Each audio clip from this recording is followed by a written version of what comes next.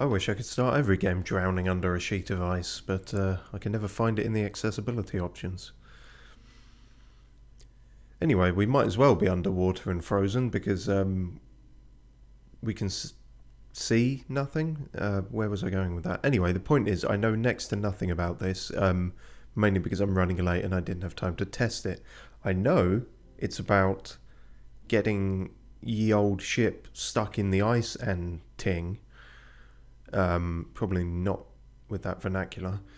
And it seems pretty good. I like the cut of its jib, sort of aesthetically, from what I saw on Steam. So we're going to give it a go. I thought it came out last year. It actually came out last month.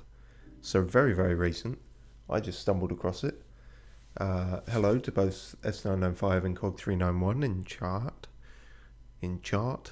Chart would be more appropriate, as we're probably going to have to chart a course through something. Start a new expedition. I have 1 out of 40 branches. That's not enough to make a tree. It's minus 10 degrees. Yep, it kind of is in England as well, to be honest. A lot of this is probably going to be like living in England, just with all the excitement added back in. Oh, the air bees cold. There's ice bees in the air. Of flaken white, as a sailor begs their pledge. To the ice they'll pray that leads reveal. Out in the ice they'll stake a claim. That in the dark they'll brace themselves. So I get to choose. Choose your own journal entry or something. Let's stake a claim. We'll probably have to stake a clam, if nothing else.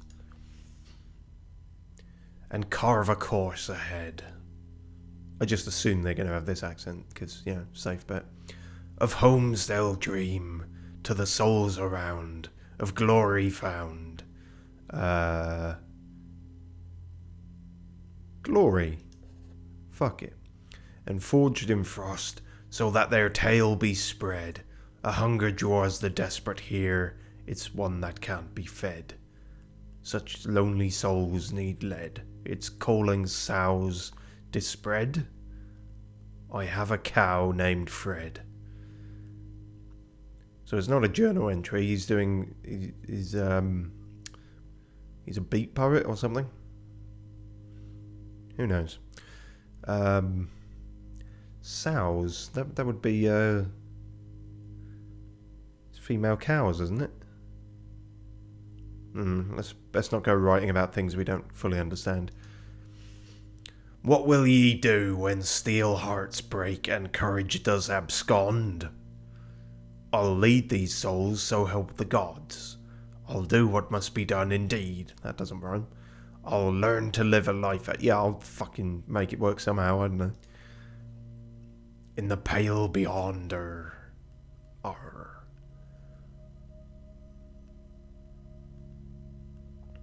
Temperance, that's a good name for a ship. Although they all take on a somewhat ironic quality when they're on the bottom of the ocean floor, but you know. Begin your journey. Yeah, let's do that. Well, we might not know what the fuck we're doing, but we'll give it an earnest Shackleton. Crew wanted. Able-bodied crew wanted for dangerous expedition. Months of darkness, low wages, slim chance of safe return. Glory to be had in the event of success, though. It's a great opportunity. There's a lot of room for growth. You'll get tons of exposure, in that the entire crew will most likely die of exposure. You're alone in the office. Better shoot myself. The tea in your hand has long since gone cold. I'd rather coffee. It's perfectly adequate. No. Cold tea is grim. I'm not much of a tea or a coffee person. But, yeah. Probably going to need it if we're about to crash or something. Looking around the room, you can make out a collection of military books. On the desk is a ship in a bottle. It's a bit on the nose. A metronome ticks away steadily. It's harmless, it's insufferable, I find it rather calming. If it... I mean, is this my room, presumably? It's an odd thing to keep around if it's insufferable. It is getting on my tits a bit, though, I will admit. The constant chime begins to wear at the patience. Stop its infernal ticking. Throw it out the window. The needle breaks off. Is this going to be important? Leave it where it is. Try to put it back. Pocket it. Yeah, fuck it. You never know. You might need a needle for something. Metronome needle to... I don't know. Pick away at the ice over millennia. You quickly shove the needle into your pocket. You have kleptomania. It stops. Surely it stopped before that. Surely it stopped when it broke off. Keep waiting. You hear footsteps climbing the stairs that brought you here. Take a seat, remain standing. Oh, is this going to be like 1800s or something? I should be standing up, shouldn't I? I don't know, take my hat off if it's a lady. The door behind you swings open. The captain bounds past you to the other side of the desk. That's certainly a captain. He's a crusty old fellow. Do you have all of your teeth? I've enough to get by. What? I only needs the two. You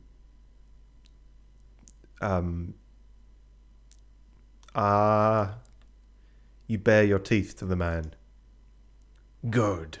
I like a man with teeth. All my crew has to have teeth. Can never be too careful. Can't trust a man with no teeth. I've been bitten before, or not, as the case may be. The captain sits down. It's the little things you can lose people to. What? He's not a real person if they don't have teeth. What? Oh, is it scurvy? Really? That's... Everyone always says I'm at risk of scurvy, but I've never quite known what it entails. Do all your teeth fall out? That's not great. I mean, my teeth aren't great as it is, but I'd rather have them. Are you speaking from experience? Sure. That's not his reply. That's apparently who I am. Ellipses. I guess I'm just going to do this voice for all the gruff old men. How many people have died under your supervision? More than I'd care to admit. At least they haven't found out about all of them. I don't appreciate this line of questioning. None, because I've just been in here so far. Do metronomes count as people? Meaning you're either perfect for the job, or you're a lying bastard. Yeah, basically. Or you've never been in command. I haven't been in command, I've been in this room. Which is it? If I was a liar, would I be in this room? Yes. I don't know why I'm in this room. I don't even know what this room is. Captain's office, presumably. The latter, I don't appreciate this line of questioning. I told you. Stop. Captain, I want to go on the boat. If I was a... Yeah, because that intrigues and confuses me. I don't know what that means. Please take a seat. I'd rather stand. Thank you. And walk out with the seat. Classic. The chair is uncomfortably large. The seat feels worn. Well, so is he. He's uncomfortably large and worn. You can't smoke in here, sir.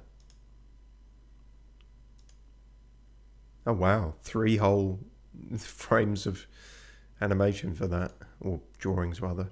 I'm Captain Hunt. Please don't spoonerize my name. Sure. The pleasure is mine, Robin Shaw. No, that's my name.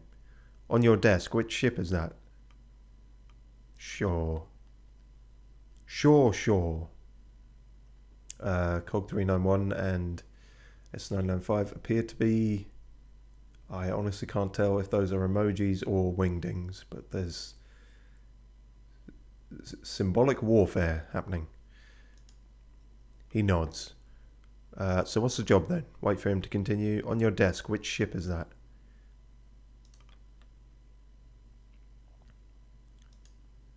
Ah, this. Detailed, isn't she? The Detailed? That's an odd ship name. But, suppose it is less tempting of fate. I don't get it. What? An old sailor superstition. I hope you weren't waiting too long. Long enough to break a metronome. Is this a waste of my time? I'm told it's worth the wait. No, it isn't. If I'm answering the job application, then very much isn't. Okay, there was something there, but these messages are flying too fast for me to see. Coggies is upset because we are being ignored, therefore he is sending his collection of table flipping. Oh. I'm not intentionally ignoring anyone. I just, I've realised in recent streams, reading out literally every message is getting a bit... like it's a struggle to get anywhere in the game sometimes. If I was better at multitasking, then, you know, wouldn't the world be a better place? It's fine. I'm intrigued as to who this lady person is.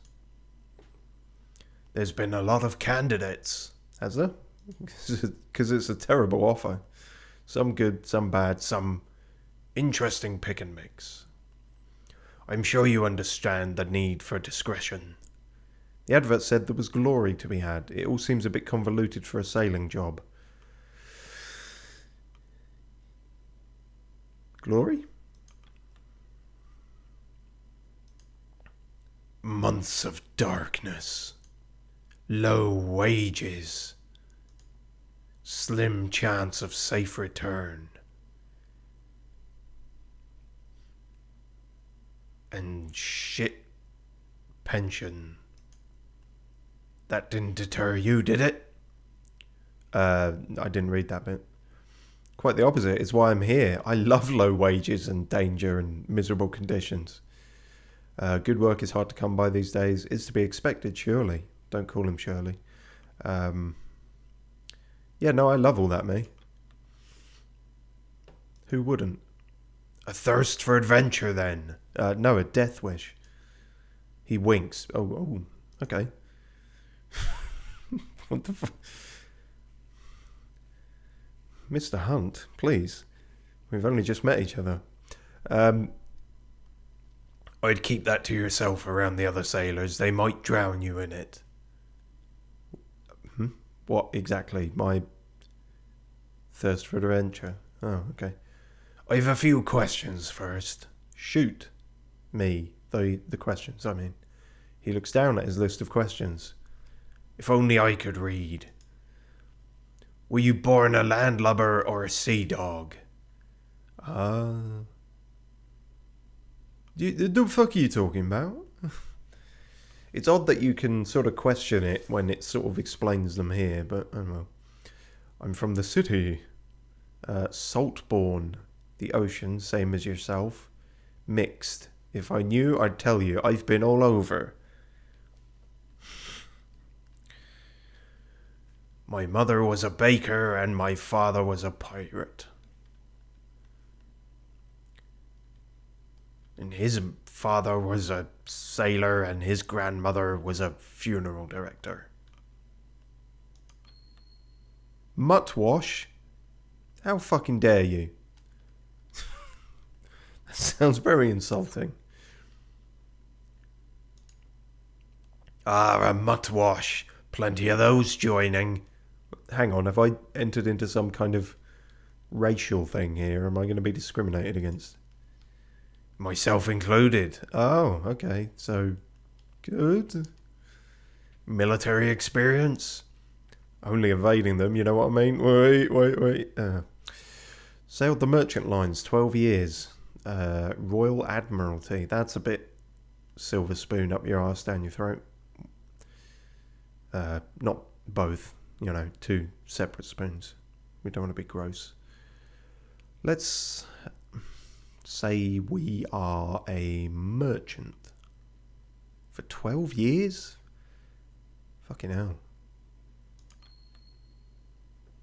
You got merchantness. Very good. What did you trade in? I knew better than to ask. Anything we could get our hands on. Fruit, mostly. NFTs. Get out. Yeah, let's be a shady dealer. Aye. Have you ever fired a weapon? No. Have you ever killed a man, directly or otherwise? Yes. See, that's the more interesting way. I've never fired a weapon, but I have killed a man. And you can just get arsey with him at pretty much any point. I killed him with the needle from a metronome. So bear that in mind. I see. Yes, it will be. Very. You're not married, are you? What? You can be a murderer and be married? It's very judgmental of you. Of course not. Women are gay. That's irrelevant. Happily. These are all very loaded answers. No, I'm all on my Jones. You better not have a death wish. I already told you I do.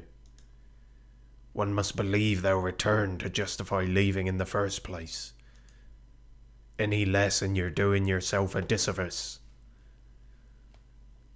Like the Greek god. So where are we headed? Can you get to the point? Let him continue. Yeah, go on, ramble. Yeah. Oh, okay, no, fine. We're here to find the ship in that bottle. Got it, it's there. Did I win? High score. That's got to be a speed run, isn't it? The Viscount. Oh. Heard of it? This is some kind of jokey, right? You're having a jokey with me. Why I would think that, I don't know, but I'm going to pick that. The captain sighs and takes a deep breath before trying again. Do you... You just speak very slowly like I'm a simpleton. Not this, Robin. Does that make you Batman? 5 years ago, she set sail on a research expedition towards the Dead Peninsula. Why would anyone go there? They were trying to find and study the absolute magnetic south. Oh. Fans of polar bears, are they? Did they? If they found it, I might have heard of them. Viscount, strange name for a ship. I did think that, actually. Well, not strange, it's just I thought not a very good one. Is it cursed? They can't all be named for dukes and princes. No, less of them should be. I like the more conceptual ones, like, yeah, temperance, endurance, futility, buoyancy. Viscount wasn't always hereditary, was an earned title once. Admirals certainly love their metaphors. Almost as much as their medals. He trails off. Anyway, the point is she never came back. I'm sorry to hear that, man. But anyway, about this ship. Her last known location was 200 miles south of land, presumed lost to the ice. 5 years is a bit late for a rescue operation. They're probably dead. This is beginning to sound like a suicide mission. And we're supposed to be chasing this ship.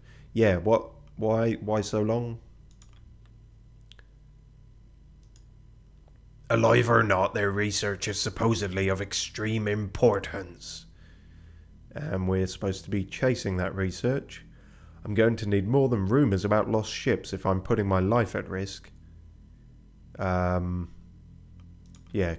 Yeah? Exactly! You finally got it! Thank fuck!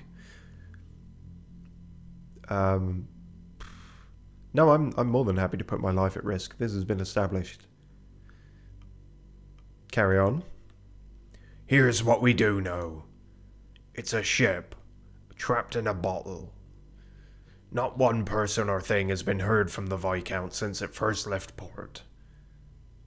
So they're definitely all dead.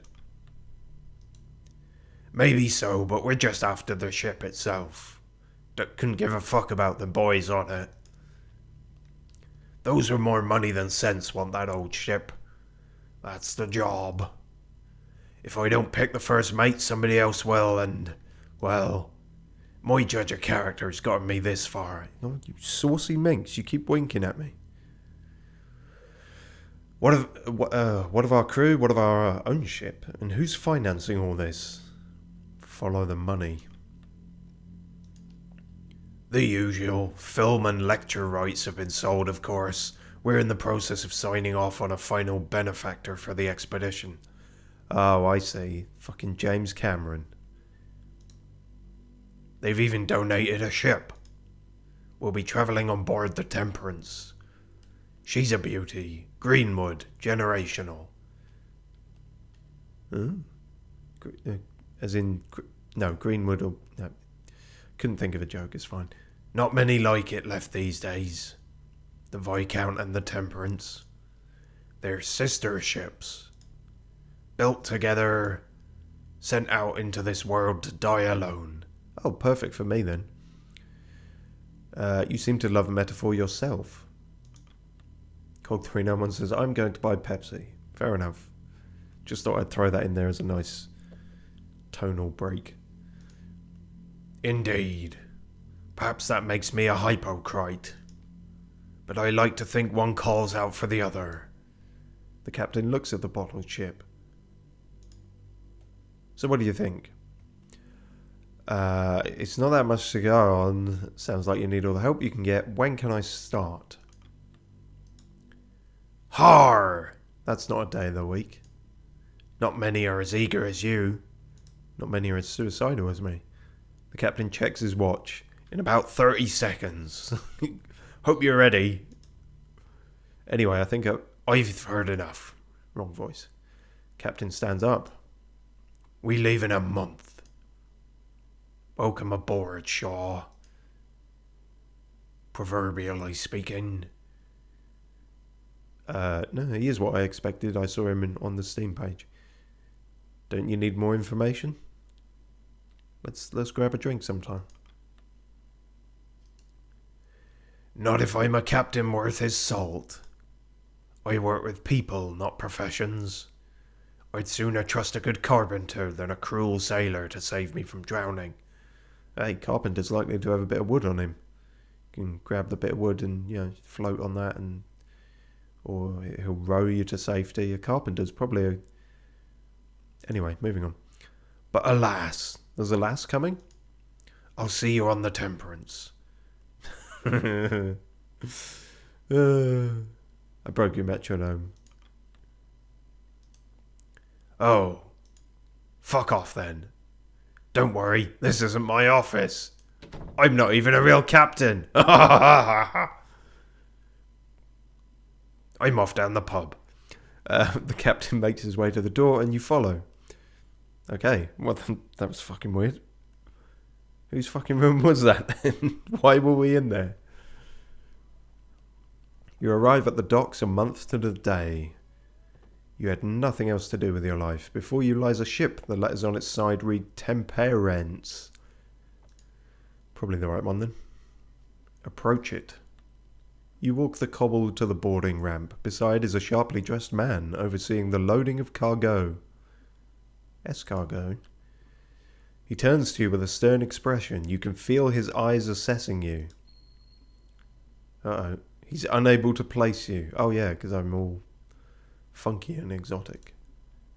Templeton, may I have your name? Offer a handshake instead, which is not a name. Address me properly. I'm the first mate of this ship.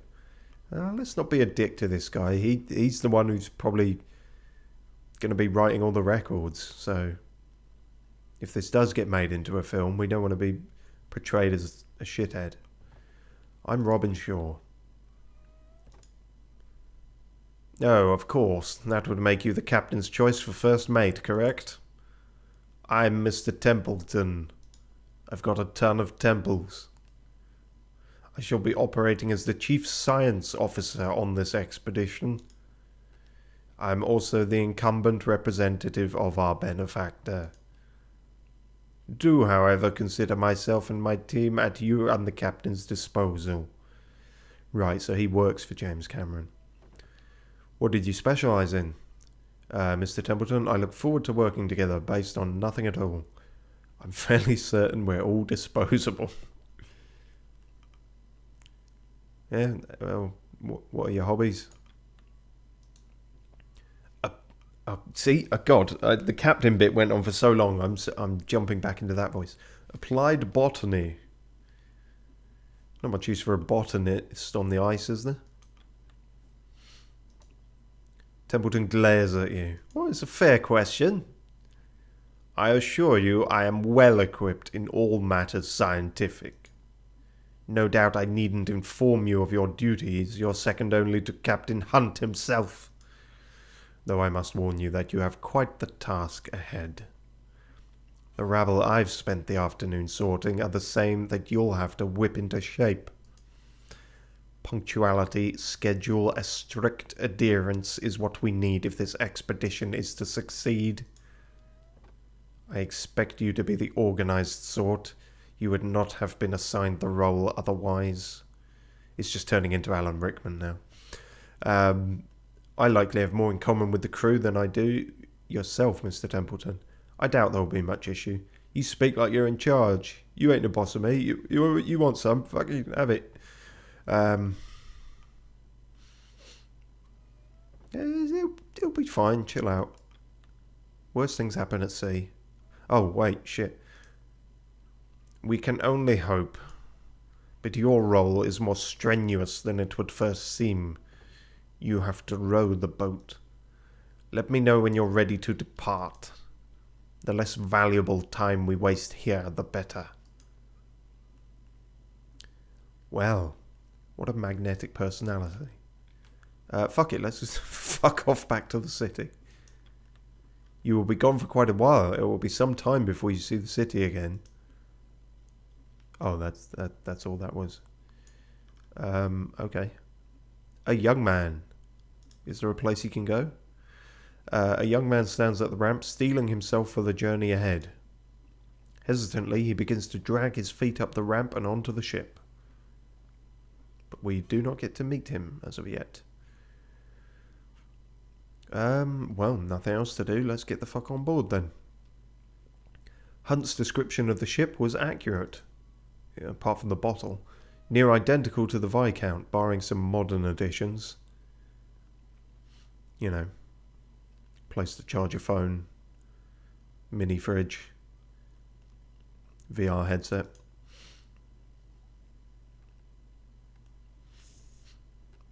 Set sail. Why the hell not?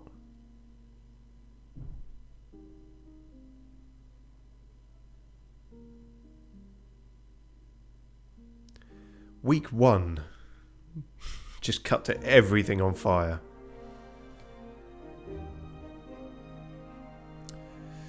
I do hope all the audio's okay for this. It's one of those games where you tab out of it and it just stops, kind of thing. Like it freezes. So it's been a bit hard to gauge. I mean, I can, yeah, see, try and do it now, and it's just going to do that. I think it's okay. It might be dreadful. I don't know.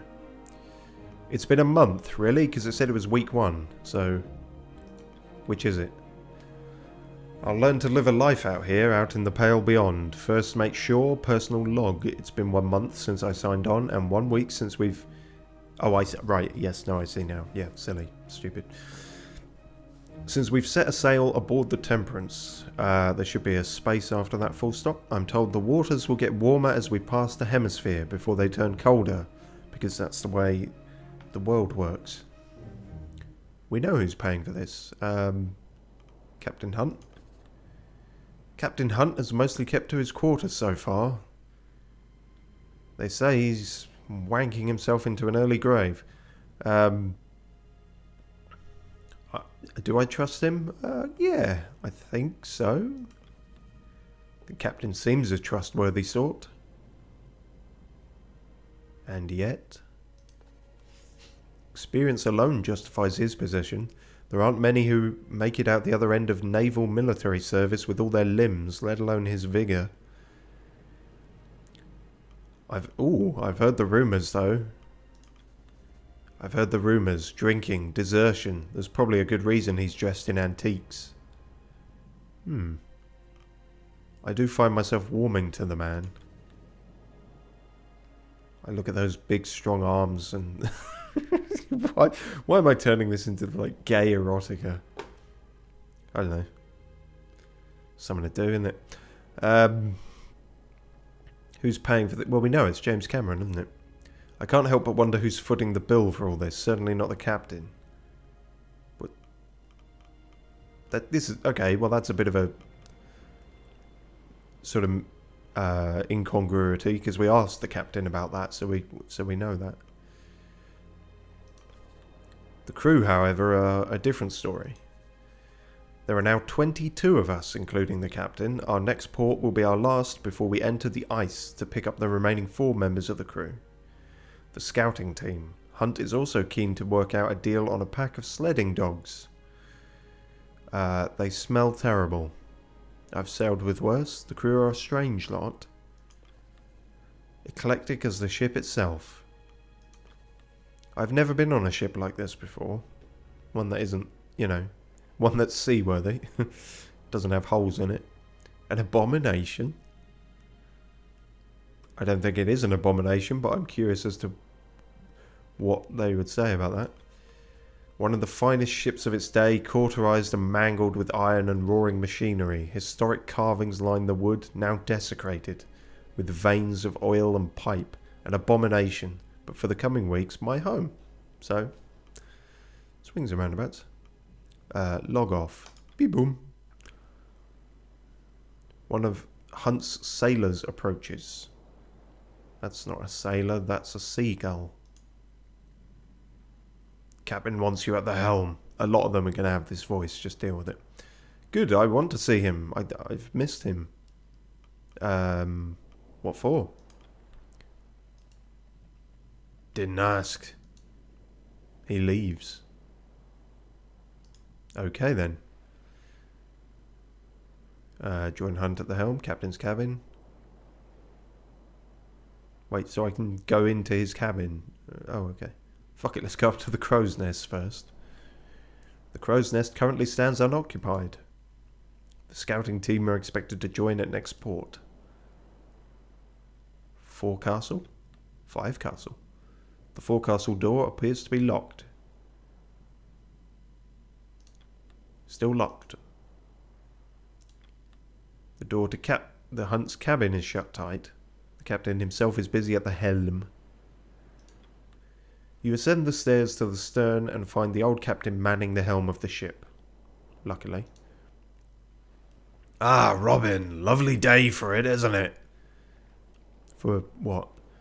It is indeed, Captain. One of your lackeys summoned me. Don't you have a helmsman to do that for you? Yeah, there's 22 people on this ship.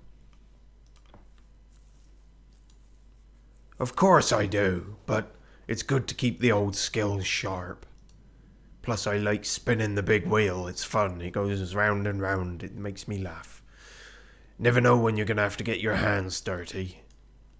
He thinks for a moment before stepping aside and stretching out a wrinkled hand.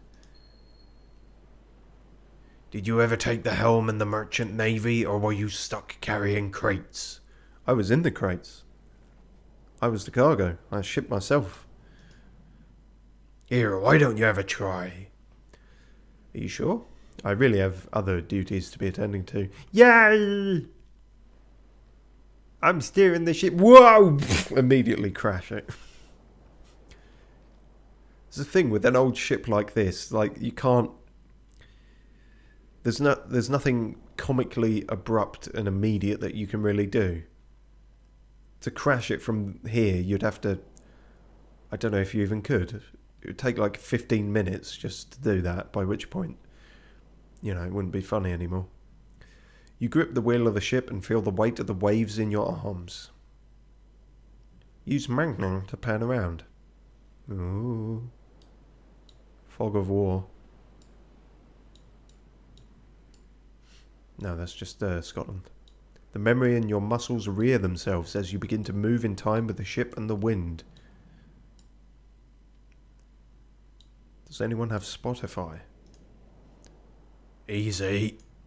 There, you have it. The captain pats you on the back. And then they ask, fantastic. Now try to get a sense of where we are. I haven't a fucking clue. Get some perspective. Use to zoom. Peaceful, isn't it? Sparse. Just like Civ, where I'm going to sort of fill out the map. Panning and zooming speeds can be adjusted in the settings menu. Who said that? He takes the wheel back from you. I think I'll drink the morning in a little longer. Would you mind preparing my quarters for the day's work? There's much to do. Alright. The desk. On the desk you make out a variety of papers, notes and maps, which are technically all paper. Being a merchant, you know how much they're worth, as well as a sealed letter with a stamp you recognise as the mark of the Apperton Tinning Company. The desk itself is suspended with ropes to keep it safely in place. Oh, so it is. Is that... Oh, I guess that could be a thing. Would that work? How strange. Only on that side, though. So not super secure in place, just probably to stop it from sliding like one way or the other or something. A painting. A classical painting depicting sailors doing battle with a kraken. Being a muttwash, I know that it's an ode to an old folk story known to all Captain Seamus, or was it Hamish? Well, no, I don't know it that well then, do I? A tub. A pristine furnished tub secured to the floor. A luxury to be had on the ice. Captain gets his own bath. Take requests. Free bird. You take a seat at the end of the room. Anyway, here's Wonderwall. The captain joins you. Don't play that, that's shit. I hate that song. Now, let's run through our provisions before taking requests. Let's eat everything we have. To start, there's 23 souls signed on to this expedition, ourselves included. That's 16 free to be assigned to tasks if they aren't already busy. The rest are deployed to their permanent stations because they're good at fuck all else. You are only able to deploy crew who you have discovered. Really? Okay. They must be in good health and not otherwise deployed to another post. So I just got to do a lap around the ship, really, and just go like, oh, there you are. Now do that. I've been here a month and I haven't said hello to everyone. We'll be picking up the scouting crew at next port. The lot of us also seem to be in good spirits. Is that what that flag is? The expedition will end, tearing itself apart if you end the week with no flag decorum left. We've enough provisions for at least 6 months in case of emergency. You may have noticed my accent has a bit of a start-up on it. That's quite normal for a man of my age. If you cannot afford the minimum food rations at the end of a week, crew will become malnourished. Unless cured, the malnourished status will develop into scurvy, which unfortunately has the same icon. A severe status effect that prevents crew from working, eventually killing them at the end of the week. Also makes you lose your teeth, apparently. And more than enough fuel to see us there and back again. Fuel? Colder temperatures will increase the minimum fuel required at the end of the week. If you cannot afford that minimum fuel, crew will become freezing. Oh, fuel to keep warm. I was going to say, because it's a saily, boaty ship, isn't it? Not a chuggy piston steamship. Unless cured, the freezing status will develop into frostbite, a severe status effect that does the same as scurvy. The sledding dogs, well, they're still a matter of negotiation. I want a white one myself, but the crew want a brown one, and they want to name it Lucky, and I said, I'm not naming a dog Lucky, that's too fucking cliched, and dogs will be needed to send sledding teams out to gather resources on the ice. Sending hunts out further requires a greater amount of poor dogs. They will rest and become available between the weeks. Well, the game has dogs in it. Automatically goes up in my estimations. Now on to work. Oh, hello. Corvid. Or Cordell. Wait, who the fuck are you then? You're neither of those. Oh, no, you are. Corvid. You don't look like your thing there. Cordell. Cordell's got a dog, so... Have you agreed upon my conditions? To the point, eh? Sure, this is Lady Cordell. Cordell here is to provide us with the kennel of hounds for the sleds. And our agreement with... Hopefully that's alright on the stream. That's being cut off a little bit on my end. Was that she would train them up until we part ways at the nearest island, but... You neglected to inform me that you were bringing my dogs through the Pale Passage. I'll go through your Pale Passage, if you know what I mean. Wait. Captain, people are dying. Sorry. I had no intention of sending the pack to its death. Look at his cute little face. You seem to have good faith in this expedition. That makes one of us. It's one thing to ask for my whole kennel, it's another to drag them in the ice to chase a myth. They prefer chasing butterflies and rabbits. Never before has a buyer been so dishonest. And never before has a seller made such strong demands. The name? Oh, I suppose sorry, I thought it was just repeating her name like a moron, but lady is the stressed bit there. You already sold the dogs, did you not? You have no control over them now. That's not kind of how that works. As far as the dogs are concerned, she's still their master. Don't get your neck chewed out in your sleep. So you are a fancy lady. A moniker given to me by the locals of the city. On account of her vernacular, like. She talks all fancy. I find it odd that you seem to have researched me as much as you have my kennel. I mean, no, sorry. Stupid jokes. Stupid low-hanging fruit. I like to know who I'm negotiating with. Regardless, sure. She demands we allow her to come along on the expedition. As a member of the crew. None on this ship have the experience and familiarity with these dogs that I possess. If you are taking them to such a brutal location, they will need me to guide them if they have any chance of survival. The humans on board too, of course. Of course. Mustn't forget human life. What? You can see my dilemma, Shaw. Oh, do your trousers up then. Bringing on another member of the crew is a risk, but our hands may be tied. Your thoughts? I don't see the harm in having an expert on the sled dogs. We should cancel the deal. We can find another buyer, throw her overboard. If you're so adamant, we accept your offer. No, keep her around. Steve, is this your pale redhead bias showing again? No! It's because she has cute dogs. It's got nothing about me wanting to see her kennel. I mean, what? I mean, it's fine. I don't see the harm in having an expert on the sled dogs. A good point, sure, even if you are thinking with your deck. He turns to her. The deal is already to your benefit. Do you have anyone on board with extensive training in the management and ruling of dogs?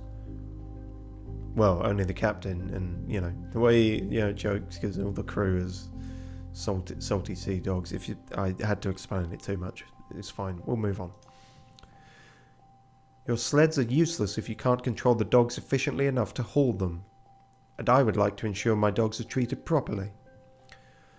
Welcome aboard, Cordell. Your knowledge should prove valuable. Don't expect the crew to waste time taking care of your mutts, then.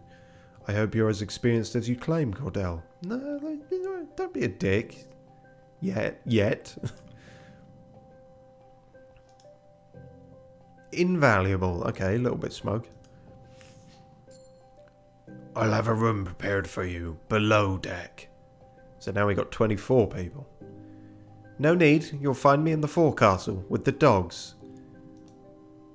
She leaves. I hope I'm not making a mistake, Shaw. Plus 14 available dogs. Fuck yeah. Reload on dogs. Corvid. This is the man who is going to give us 14 crows. I don't know. A sailor enters with massive headphones. What are you listening to? Oh god, what about his voice? We found a stowaway in the lower hold. Bring them in. Oh god, there's too many people. Another sailor enters, leading a young man by their side. You know, you're not the first stowaway I've had. The captain studies them further. You know where we're headed, don't you? I do, sir. He's not that young. The ice. Did you know that before you climbed inside that crate? I did, sir. Ha, how old are you? You're hardly a useful pair of hands. Not true, I can pull my weight, sir. Do you know your jibboom from your bowsprit? I do, I learned it all from my da. And where's he? Dead. Your da? Smurf? Really? Your name's Smurf? Okay. He's Ward's son. Followed him on board back in the city. What should we do with him, Captain? Well, Shaw. Why'd you keep asking me everything? Your first mate. What should we do with him? Oh, I see. This is like first assistant director, is it? You get all the credit. I do all the actual work. I'd keep them aboard. He's not staying on board. It's your decision to make, not mine. Yeah, I'm indifferent here. Dogs, I'm all for. Kids, take them or leave them, honestly. Aye, but I would like to hear your opinion. What sort of captain would I be if I didn't accept consultation?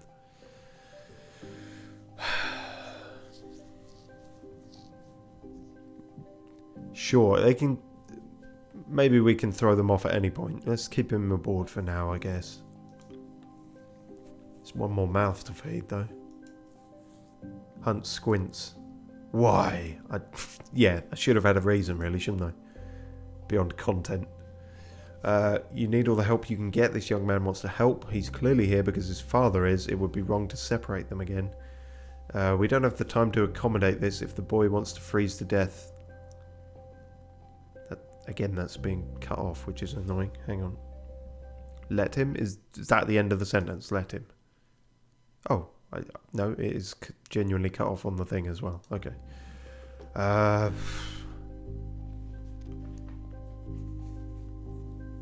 guess if his dad's here, then it's fine. He can show him the ropes, or allegedly he already has, so...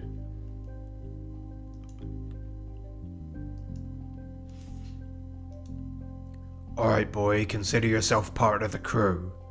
Be sure to keep your nose clean and follow orders. We can set him to work on the poop deck. Captain, not sir. Aye, Captain. The stowaway joins the two sailors below deck, now a member of the crew. Well, it seems the litter has a new runt. I hope the rest won't mind sharing their rations. Yeah, this is, I dislike that we went from 23 and now 25. Then we're picking up a bunch more people at the next port. I'm worried about our food. What of the father? What of the father? Simple. Split their pay and their rations. Any rations the boy takes should come from his. That's harsh. But, you know, also... I doubt he intended for this to happen. We'll keep an eye on them both. Let's not go mad immediately. Let's... no, actually, let's. Fuck it.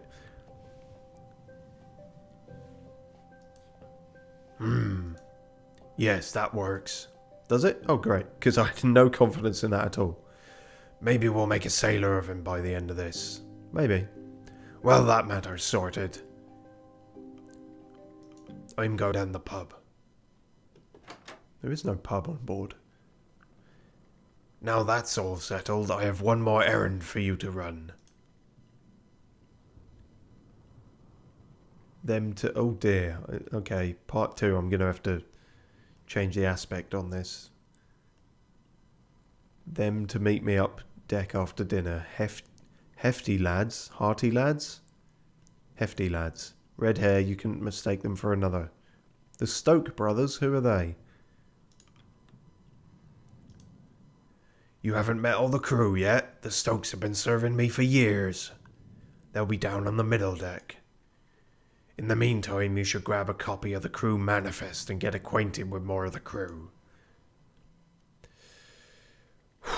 This voice is going to take a strain after a while.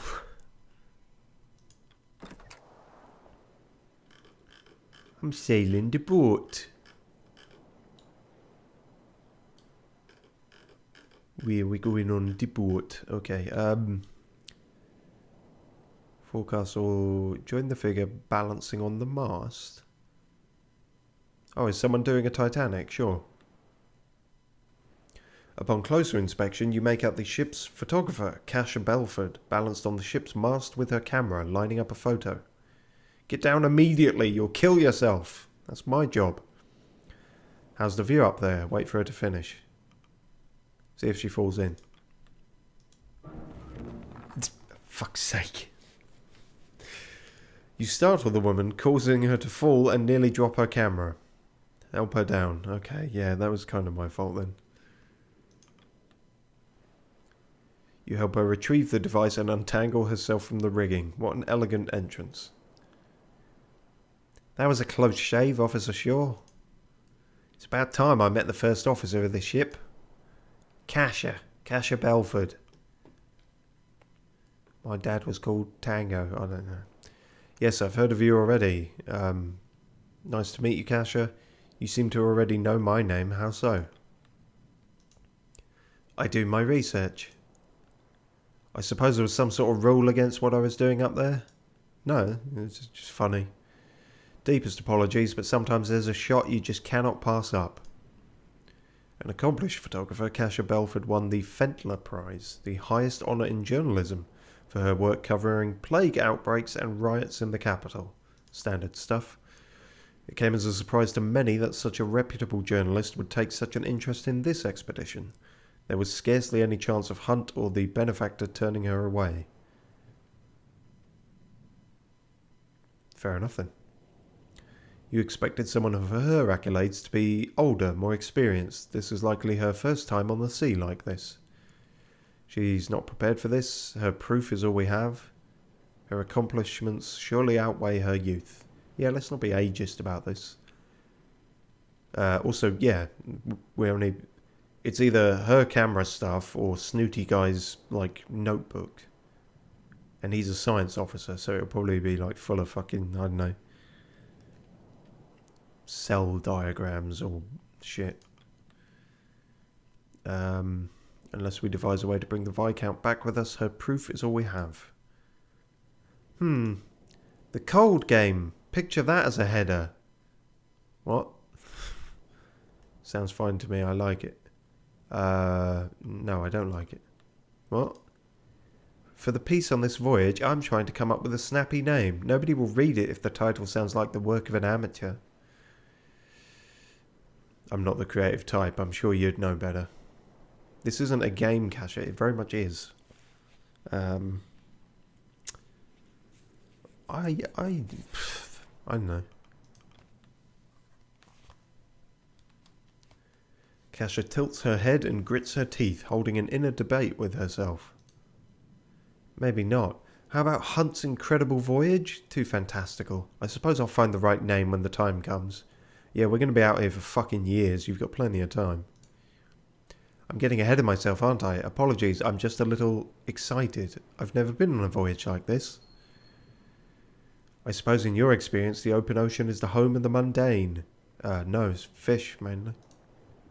Though I suppose you never travelled this far south on the merchant lines. I'm not adverse to thrills, said in the most tame way possible. Well, I hope we have some coming this way. I'm hoping to capture something right out of Kurt Darling's old escapades. Completely over my head, whoever that is. That reminds me, he'll be joining us at next port. Oh, okay. I should get his picture at some point. He's hot as fuck.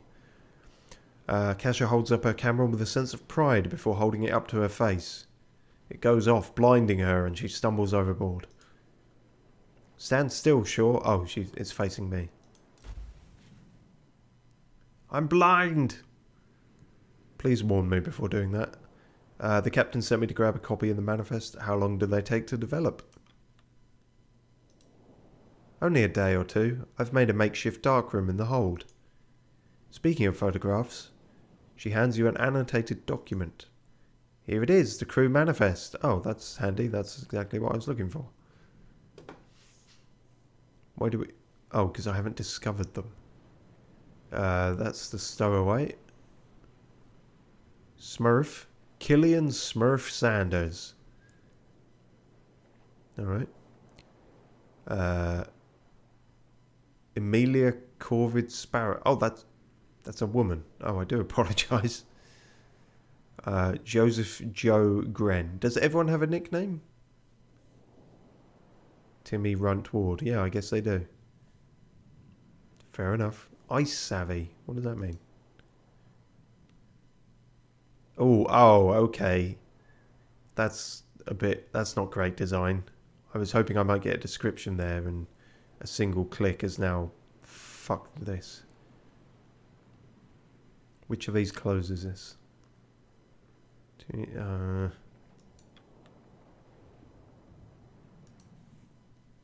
It's a work in progress. The scout team are to join us at the next port, and the captain's forbidden me from the boiler room. If you could ask the others to get their ports a second, I'll be very grateful. Don't want to leave anyone out. I'm fucking pissed. Thank you, Kasha. I'll see what I can do. Do something like that stunt on the mast again, and you'll be removed for your camera. Alright. She smiles. I'll not disturb you of your work any further, officer. I have a few more shots I want to get before the sun lowers anyhow. Safe shots, officer, don't worry. Not safe for work shots. You leave her to her work and fuck off. Right then. 2 Johns. You spot a large man with a youthful gait, carrying a heavy crate over his shoulder with relative ease. Shit. Your office is sure. He gives a bright, warming smile. We'll work on the voice. 2 Johns. That's what they call me. I'm sure you'll get your nickname later. 2 Johns attempts to offer a handshake. Oh, wait, no, but loses control of the crate. He struggles before firmly holding it in place with both hands. Maybe later, work awaits. Yeah, I think the dumb voice might work for him, actually. Okay, so we discovered a person. That's good. Let's go to the forecastle. It's still fucking locked. You can hear the kennel master preparing the room inside. Right, that's where the dogs are then. Let's go underground. Underground? Down. Oh, bloody hell. Chessboard. Fucking pipes. Well, nothing on this floor, apparently.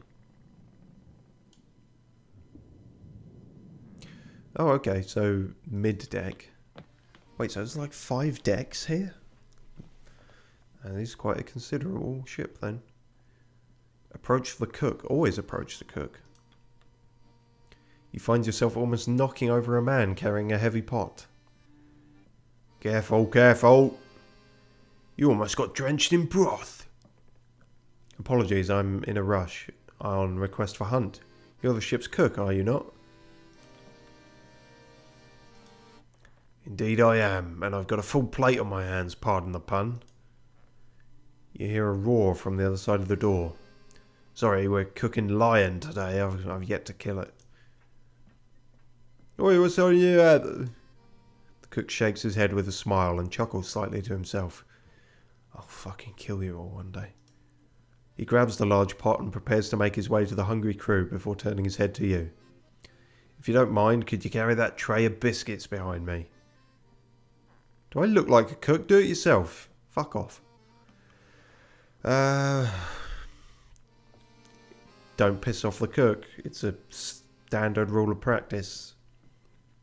They're the ones who can spit in your food, you know. You grab the plate and follow the cook out the door and to the table where the crew are waiting with bated breath. Upon the cook's arrival, the sailors let out a rowdy cheer, the ship's cook placing the broth upon the table. Trust me, fellas, this one is worth the wait. The cook speaks with a tone of pride as he ladles the broth into the bowls of the crew. Oi, one at a time, you animals. Ward, you're awfully handsy for only one arm. Oh dear. Ah, piss off, Junior. Oh, so his name is Junior. Got some bread here too. Grab it fast before Tucker beats you to it. The crew laugh and are merry as Junior guides you back through the kitchen. You're Junior? I take that to mean Hunt told you about me. Sent you to fetch me, did he? Did he not give you a description, or were you just not paying attention to the cook? Yeah, no, I guess it was him. Yeah, fair enough. You seem popular. Well, you know what they say about the hand that feeds. Besides, half the crew I've known for years. You don't spend that much time on a ship with folk without learning all about them. Have you been travelling with Hunt long? My brother and I are among Hunt's most tenured crew. Oh yeah, he said that, wouldn't he? The Stoke brothers. So he would be the younger of the Stoke brothers. It's not often he'll hire outsiders, but I suppose this job is too big for just the usual suspects. Well, we weren't properly introduced. Robin Shaw, right? I've been keeping track of all the new crew. Yorin Stokes, but nobody calls me that. You'll hear them all call me Junior. You should do the same. Yorin's a weird name anyway. No idea why Hunt picked someone he's never worked with as first mate. But you seem the helpful sort. Glad to have you aboard.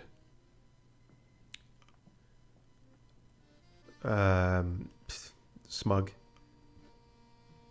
Probably because he's the younger, surely. Yeah. Simple nickname, my older brother is in the crew. Hence Junior. Not very interesting, I know, but it is what it is. Is your brother around grimly? No, he's around happily. Aye, of course. I take that to mean Hunt is on the look for us. Don't you worry about it, I'll grab Grimly. That could be him there if they're both red-headed. Accordion man. Call the crew for dinner. Is that my job? I guess it is.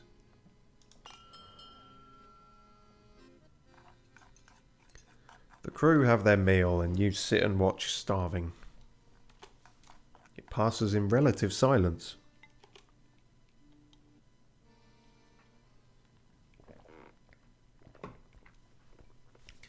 The Crew return to their posts. The hammocks are unfurled in preparation for the evening. Twilight falls. What's going on here then? Over dinner, you overhear the newly picked up stowaway speaking with a one-armed man. Oh, you're the one-armed man. That does put into question what exactly you're teaching him. Oh god, and that means I've just docked the pay and the rations of a disabled crew member. This is not going to look good on the report. But duh, your lucky hunt didn't throw you overboard. Half a mind to do that myself. Come on, duh. I'm here to help. Better know that involves work. Don't expect special treatment. I won't. You're an impossible child, Timmy. I mean, it's like needlessly being a dick to him there. It's like, no, I'll work really hard. I'll earn my keep. Oh God, you're so fucking useless. It's like, I'll help out. I'm willing to help out. Just tell me what to do and I'll do it. God, you don't do anything around here. Well, don't shit where you eat, but apparently you can sleep where you eat. We're not going any further down as of yet, so back up, I guess. Oh, hello. Mr. Gloss. You spot one of Templeton's science team pacing around the mid-deck, searching through some luggage that has been pulled from a cabin. Let me look in the light. Where was it now? He notices you. Ah, Officer Shaw, correct? Dwight Glossley. Apologies, I seem to have misplaced something while settling in the cabin. A bottle of wine, actually. Can't be hard to miss, it will turn up eventually. You best not be drinking on the job. Perhaps one of the sailors took it? Goodness, I would hope not. My wife and I brought a bottle to celebrate with. To be saved for the journey back, of course. Well, if you find it, please let me know. Okay, well, we now know where he is. Is that even a quest, or it might be? Oh, what the fuck? Evil waters. Oh, no, it's probably just sunset. An artistic license. Looked like the ocean was on fire. Scary. Well, yes, the ocean. As you look over the railing out to the ocean, a wisp of smoke flies past your face. You turn to examine and spot a sailor with a pipe in his mouth and a sheet of paper in his hand, overlooking the stirring waters. Smoking sailor. Looking at something? Not many sailors can read or write. What's the letter? A letter. All you need to know. Tashi. Oh no. Oh, your name is Tashi. Okay. After introducing himself, Tashi falls silent and begins to read the letter. Trying to draw conversation from him may be similar to extracting teeth. And as we've learnt, you don't do that. Oh, okay. Vern Tashi Sheridan. He's a mysterious fellow. Templeton. Good, someone I have a bit more of a distinct voice for, because I realise they're all starting to sound a bit uniform. Looking out into the sunset, as you approach, he turns to you and nods. Ah, Officer Shaw. It will be some time before we see a sunset such as this again. The light distribution towards the southern pole is quite the change. I noticed you weren't at dinner with the others. I didn't, but I'll say that I didn't. I prefer to eat in solitude. I have my own cabin, and I make use of it. Templeton keeps his focus on the reflection of the setting sun over the stirring waters of the ocean. There is great expectation upon us, officer. From who? James Cameron? That is not for you to know, not yet. Templeton looks down, catching his reflection in the ocean surface. He looks back up at the sunset. Quite the sight, but I wouldn't linger upon it too long.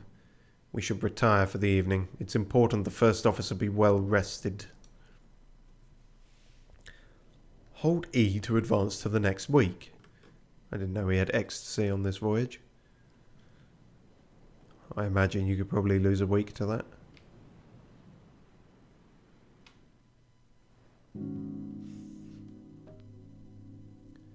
Okay. Minus 50? Wait, hang on. I'm choosing how much I do. Fuel spend of the week. Right, I can do half, which obviously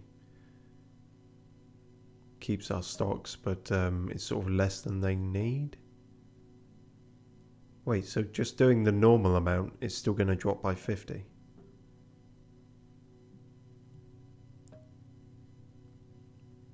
Hang on, no, it drops by more for... Hang on. Food ration. That's... Which was fucking which here? Food and fuel, isn't it? So, yeah.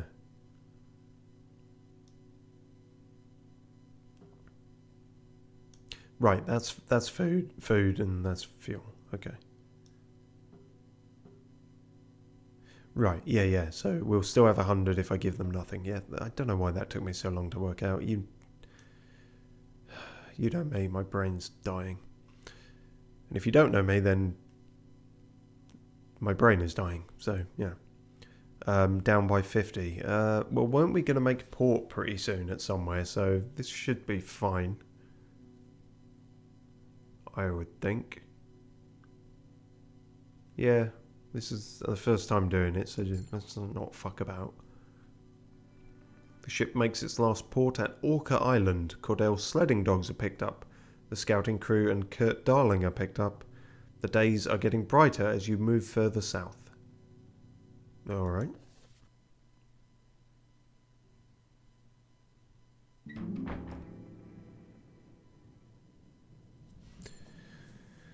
Saved game to tree. Okay. Max crew increased to 29. Okay. There's a rap on your cabin door. Oh, it's DMX. Knock, knock, open up the door. It's real. Fucking stupid. Okay. Who goes there? I'm not decent.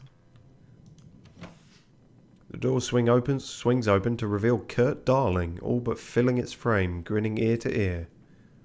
There you are, Officer Shaw. I don't know why I chose this voice, but we're stuck with it now. The ship's navigator is a difficult man to miss. Stature and reputation precede him. This will not be a correctly fitting voice.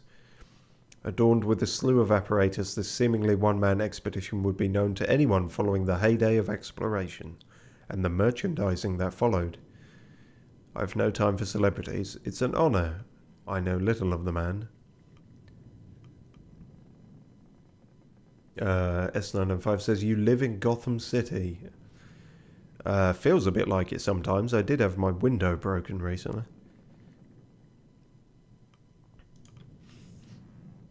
A wealth of invaluable experience in such hostile environments. I wonder he's not been swept up to some other post. Hiding away from the rest of us, are you? Why have I done this? Are you always this early to rise? Do you need something of me, Kurt? I'm not the sort to demand favours, Officer Shaw. Apologies for not stopping by sooner, Shaw. It took a while to set up my team, and a great deal of the crew were quite eager to meet me. It's not often they work with a film star, or film with a work star.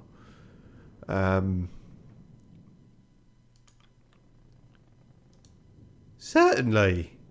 It's completely understandable on their part.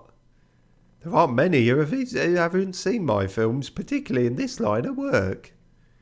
More than one fellow on this crew said my work inspired them to explore the world. Quite the honour, is it not? I'm certain you receive that praise often. Yeah, you're going on a bit now.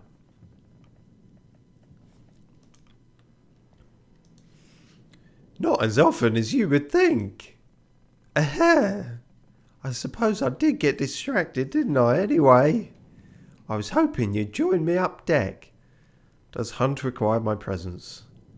I'm busy, Kurt. You should be too.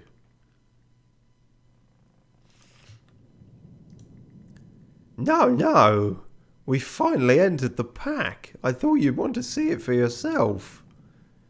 It can wait. I have work to do. We'll be moving through the ice for a while. I'm not interested. It's kind of true, to be fair.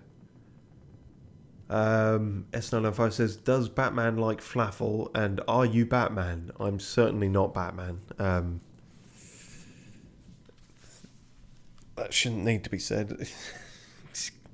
I can barely afford my rent. That's not Batman. That's Spider-Man, if anything. But then you need dexterity for Spider-Man. So yeah, I'm none of them. But as to whether Batman likes Flaffle, he seems a cultured fellow. He's travelled a lot. He's probably alright with it. I mean, this is true. I am sort of interested, but we can see it later. Best not leave yourself with regrets, sure. I'll be at the bow. I hope to see you up there soon. Kurt turns to walk away before turning back. Oh, and enjoy your morning. It's a good day, sure. Ha! Wow, that's... Yep, he's a character. Open your journal. I just met this absolute dickhead. Oh no, I can't write anything yet, can I? Fair enough. So, I said I had work to do, but I don't, so I'm just gonna go. That's fine. Doctor's office, sure. Oh, it's locked. You are yet to come across the ship's doctor, even after all this time. Perhaps there isn't one. That would be a problem.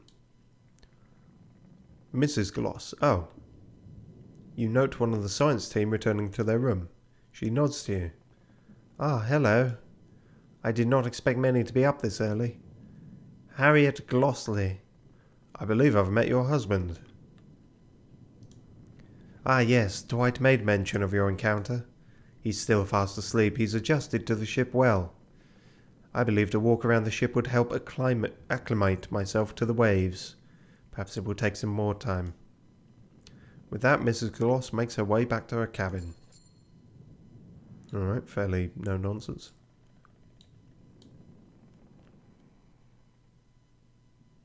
Moving on up.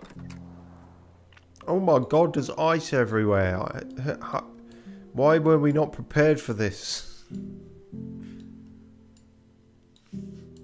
Someone's playing the piano as well.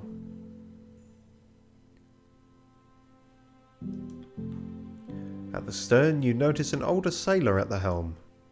The old man takes in a deep breath in the cold air before letting out a satisfied exhale. Morning! He eyes you up. Oh, right, different voice for him. Oh god, it's Stardew all over again. No, fuck it. They'll all just have a variety of West Country. Until I can think of something. Officer Sure, right? Lefty. Call me that on account of... Well, should be obvious. For my political leanings. He chuckles. Don't worry about the bad side. This is all feel. Just keeping her steady. He examines you. Surprised Hunt picked from outside for his first mate. I'm surprised as well. He seems the insular type. I assure you I'm more than qualified for the role. Would you prefer the role? You seem to have the experience. Definitely not. This old body can't take the pressures anymore. Besides, I've worked on other ships. Others have worked with Hunt much longer. You must be something special for Hunt to look outside the ranks. You got the experience at least. Merchant Navy's quieter though. Mornings like these are about the only peace I get from the younger lot. You should take these moments when you can. Lefty returns his attention to the helm. Harold Lefty Turner. That's And yeah, the name Turner as well for the guy steering the ship. Very good. Alright, let's go talk to this guy again. You join Kurt at the bow of the ship. You both feel the temperance break the floes below you. Gripping the railing, he draws an enormous breath. The footing beneath rises as the ship mounts an impending ice floe. There is a moment's hesitation before a profound crack relieves the ship, cascading across the ice. He exhales. See? Nothing else like it! It's just ice, Kurt. Don't get too excited.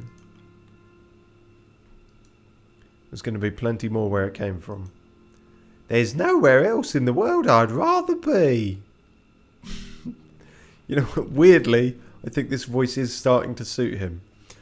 Well, then you're in the right place. How far away from land? I assumed you'd seen everything. A younger me would have agreed with you.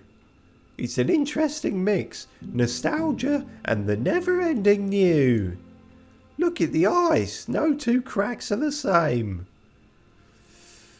I need a navigator, not a poet. Did you just want to show me the ice? Or is there something you want to discuss? We're about a week's sail from the last known location of the old Viscount. Fucking Viscount. That was part of his character. He would be stupid enough to say Viscount, not me, obviously. Assuming she isn't exactly where they left her, we can't take the smooth sailing for granted. Same goes for this daylight. It won't remain this bright for so long once winter encroaches. Beautiful as the ice is on this course, it's going to get thicker. You'd know all about that. He looks out across the white. We won't be so confident when the leads dry up and we're stuck here till the next cycle. We need to change course. Avoid the pack. Have you informed Captain Hunt? It's not my decision. We have enough supplies if it comes to that. We don't. He won't listen to me. Thinks I've been dulled by retirement. I've probably seen more ice than he has whiskey. Well, depending how he likes his whiskey, he might have seen both. So he is the navigator. That kind of feels like we should listen to him then.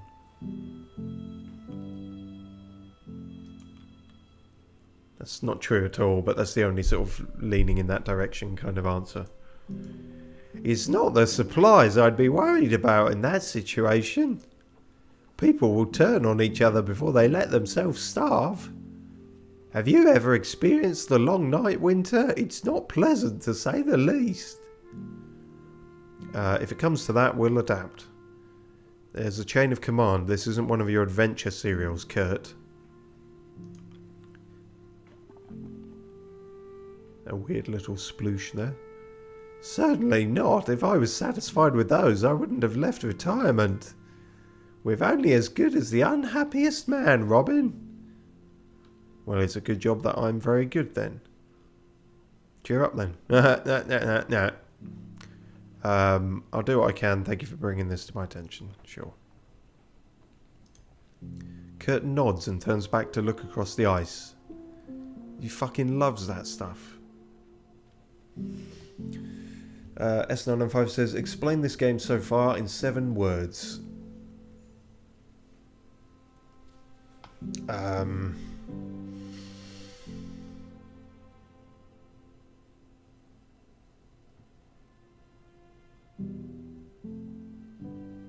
Salty seamen and icy tackles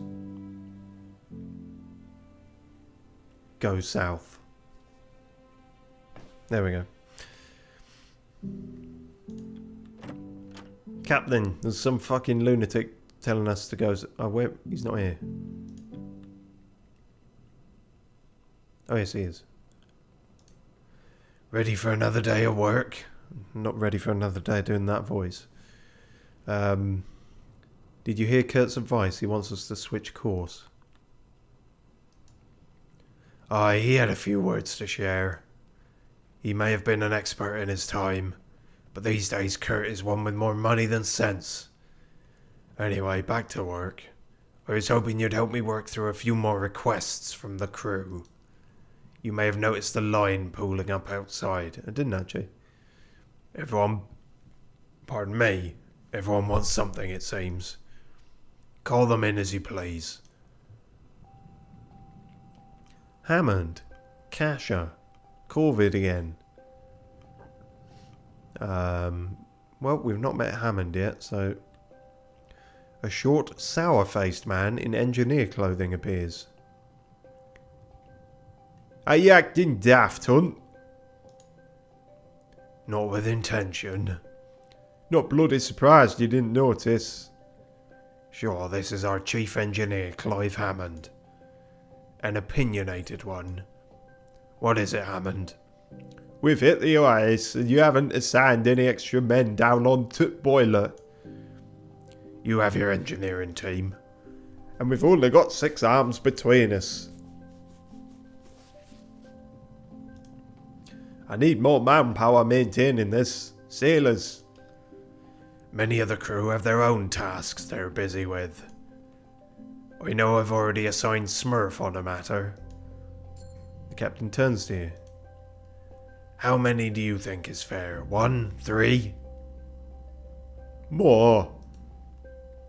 Open the crew manifest to choose how many sailors you wish to assign.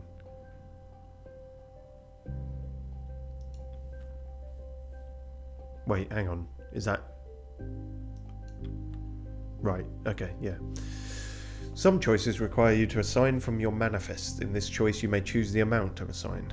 Well, these be all our sailors. Wait, hang on. Right. Presumably one of those is Hammond. Yeah, he said he needs sailors, so...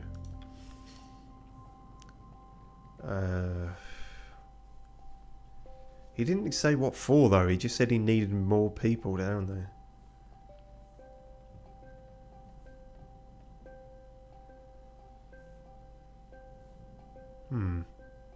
He's already doing it. Yeah, fuck it. Let's send Doug and his son down there. They learn some engineering or something. Maybe. And one other person. John, 2 Johns, John. That's 3. I feel like that's good. You can take 2 Johns, Runt and Runt's Dar. You're giving me... Oh, hey, wait, I fucking lost the voice there. You're giving me Ward. Ward with 1 bloody arm. Young Runt could use someone to teach him on the job. Who better than his father? Oh, see, I like that. It's unique dialogue for my choice. Don't get me started on handing over the bloody stowaway. Would you rather none? The engineer holds his tongue. Fine. But you can tell me how right I was when we're buried under the ice. A good spirit, that one, beneath the oil and the temper. You won't be seeing much of him, though. I poisoned his grog. Prefers to burrow himself into the boiler room. Hello, Kasha. Captain? Sure. A thought occurred to me the other day while looking through the crew manifest, and... Well, it might be too late for this now that we've already entered the ice. Out with it. I thought it would be good to have individual photos of the full crew. For your report? Not only my report, it would be good reference for the manifest. Put faces to the names. Much of this crew have served me for years, some decades. A couple millennia. I have little problem putting faces to the names. Your thoughts, Shaw? Well, I'm new here, so obviously it's going to help me. Seems a good idea. If nothing else, it would make for a good souvenir. A waste of time. We should be bracing ourselves for the ice, not posing for pictures. It's a bit late, but it's now or never. May as well get it over with. Yeah, it's going to help me. I'm the one with the manifest, and I don't know anyone, so yeah.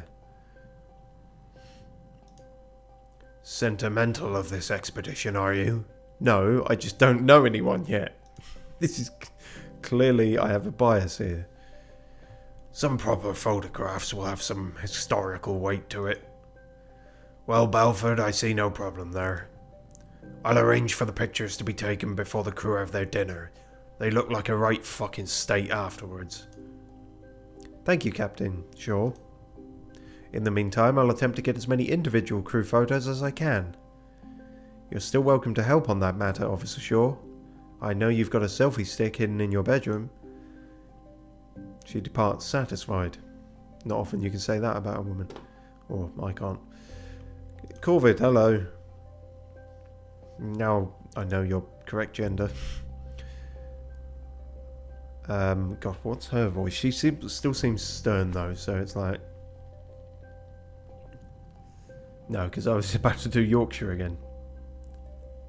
Hunt, you asked for a report on how the stowaway was doing. I wanted to see if the young boy has been settling in well. He has indeed. It means another mouth to feed, but the boy works hard and doesn't ask much. He has his dad to guide him as well.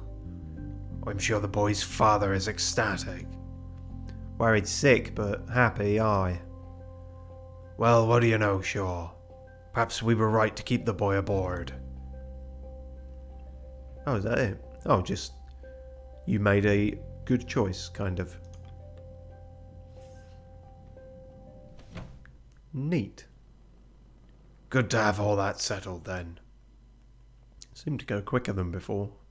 Suppose we've learnt a thing or two since.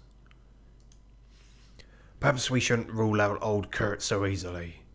If the man thinks there could be an alternate path through the ice, he's free to search for it. Sure, meet with him when you have time. Changing course or not, we'll want one of his scouts set up in the crow's nest. Take care of that, then you'll be done for the day. Oh, goody. Thanks, Dad. I mean, Captain. Speak to the navigator. The rigging. Oh, S905 says, Corvid, masked. Oh, yeah. Say the signs were all there. This expedition is actually just to get away from the pandemic. While examining the rigging of the ship, your eyes notice a figure darting by, climbing on the ropes with ease. It's a monkey. Oh no, it's a person. The figure lands on their feet before dusting themselves off. Their outfit denotes one of Kurt's scouting crew. Ah, no problems. She looks to you. And you are? I'm the first mate. You should address me as such. You should be careful. It's easy to get trapped up there. The camera woman did. I won't have much problem. Flick. I'm one of Kurt's crew. Don't worry about my safety. I know what I'm doing. Trust me. Kurt doesn't just hire anyone. Well, he didn't hire me for no reason. Got the medals in gymnastics if you're worried about my credentials. Flick jumps up and returns to scaling the rigging of the ship. Alright, Soren Kalippo added to the manifest. Sorry, Kalippo. Right. Oh, here we go. Send me up there. I'll get you a reading. The scientist eyes the man's cane and turns to you. I believe the navigator means you sent to send one of his scouts. The navigator clears his throat and taps his cane. Of course. If you find one of mine, they'll get us a reading rightly. Well, we met one.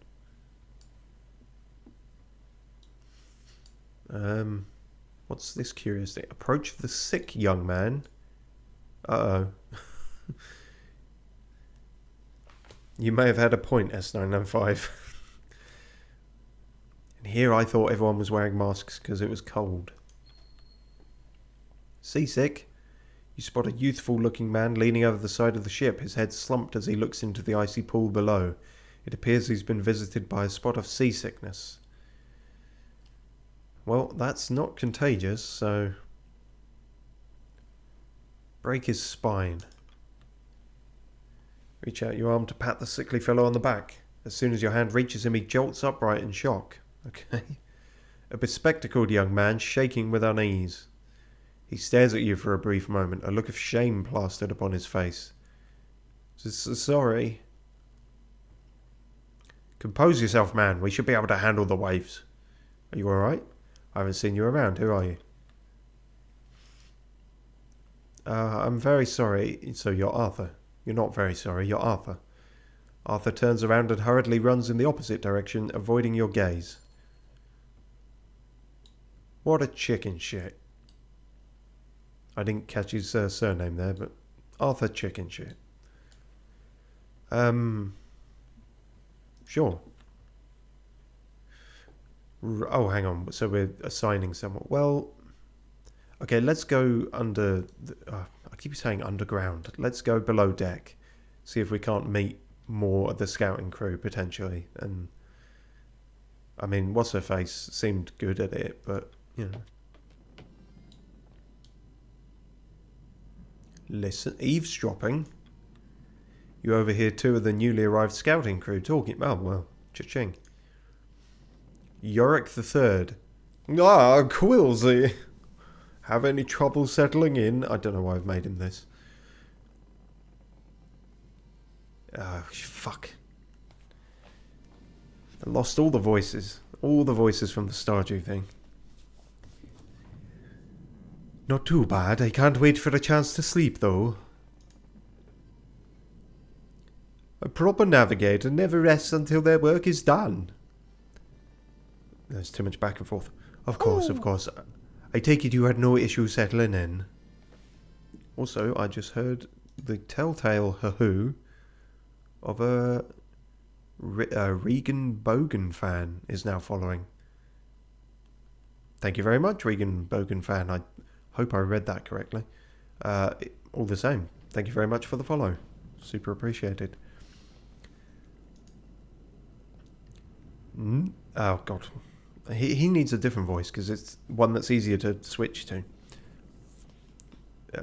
No, there's no one that is easier to switch to.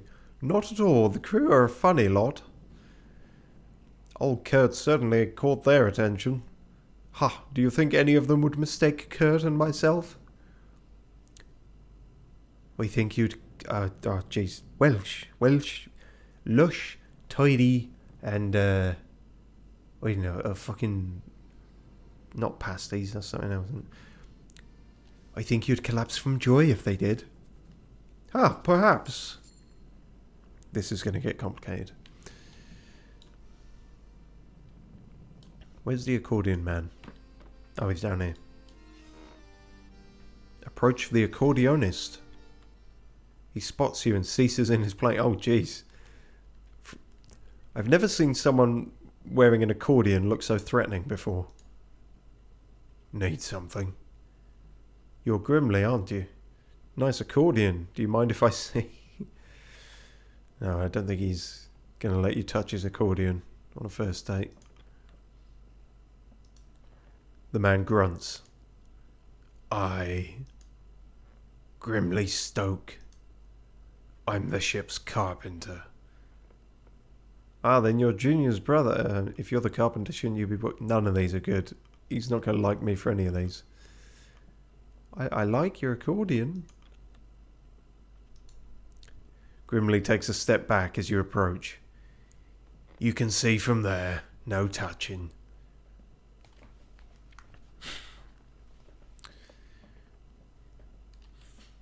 Hands off the merchandise. Your brother sent me to speak with you.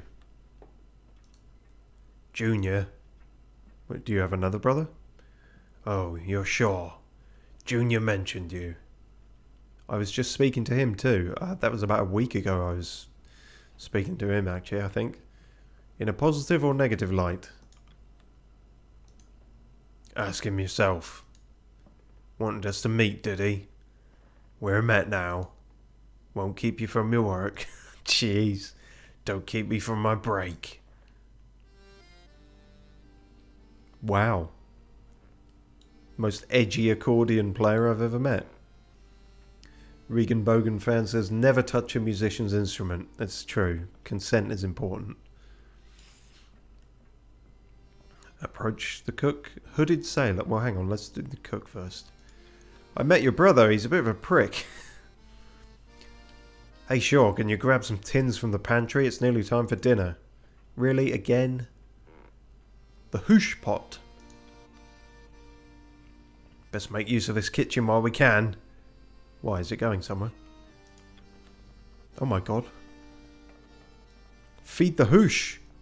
Well, I don't understand what a hoosh is, but okay.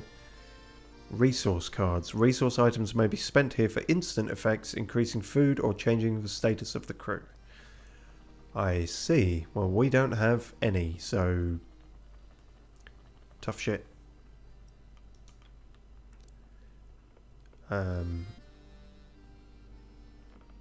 Yeah, who are you then? You spot a suspicious-looking sailor emerge from the pantry. The hooded sailor spots you, keeping their hands firmly in their pockets. Ah, James Wanky McGillicuddy. Not what it looks like, Officer Shaw. Well, take your hands out your pocket then. Plek, but call me Gnomes. Both of those sound like nicknames. I'm not thieving anything. I never said you were. You think I protest too much then? No worries. No worries. Yeah, fuck it. Let's make him Australian or thereabouts. I was just setting up a practical joke. Wait, that's not Australian. That's... fuck, I can't do this. Oh, well, best of luck with that. And what is this practical joke? You best not be making a mockery of the crew. Not going to spoil the surprise. It's not at your expense if that's your concern. That's just Cockney again. And why is it always goes back to Cockney? G'day, mate. You have to get some enjoyment around here, don't you think? I've got no activating phrases for Australian. Safe as houses. No, no. With their mysterious trap set, Gnomes scurries off to the upper decks to return to work. Skylar Gnomes Plek. All of your names are fake names. Okay. Well, that's certainly a thing. Pumps. Pantry. Oh yeah, he wanted some plates, didn't he? The moment you enter the pantry, a bag of flour drops on your head, scattering all over your officer's uniform. And he said it wasn't aimed at me. The hells was that? Gnomes? Fuck, damn you, Gnomes. You wipe the flour off you before continuing. Oh, good. Well, it's me fucked then, isn't it? You lift a crate of tins from the shelves. I want to see the pumps. Those are some pumps. Got your fucking plates. What's on the menu this week? Plates. Oh, a crate of tin food. I thought he told me to get plates. Doesn't matter. Oh, well, that's it then. I've fed the hoosh. Now shoosh.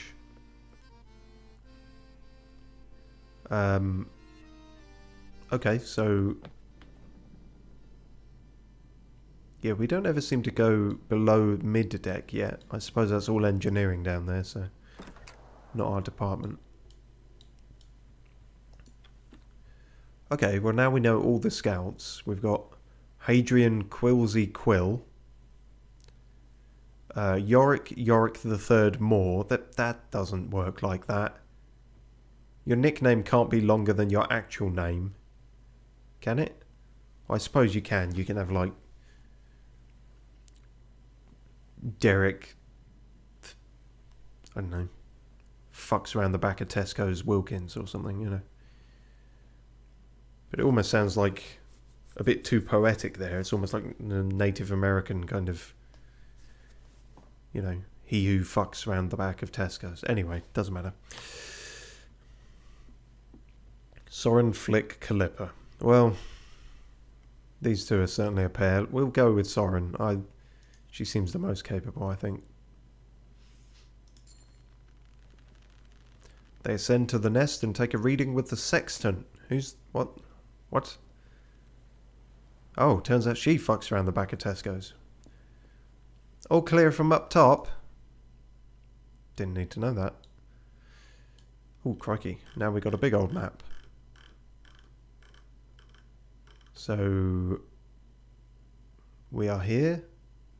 Orca Island is where we passed. The last port you made where you picked up Kurt and the scouting team from. Oh, and there's dragons down here. Okay, fine. So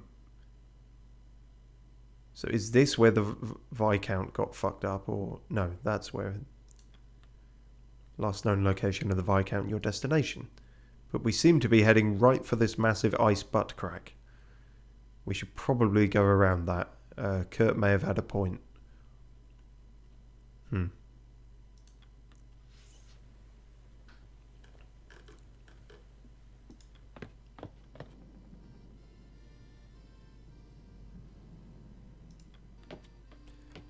I think that's everything then. We've fed the hoosh. We've done something with the sextant, whatever that is.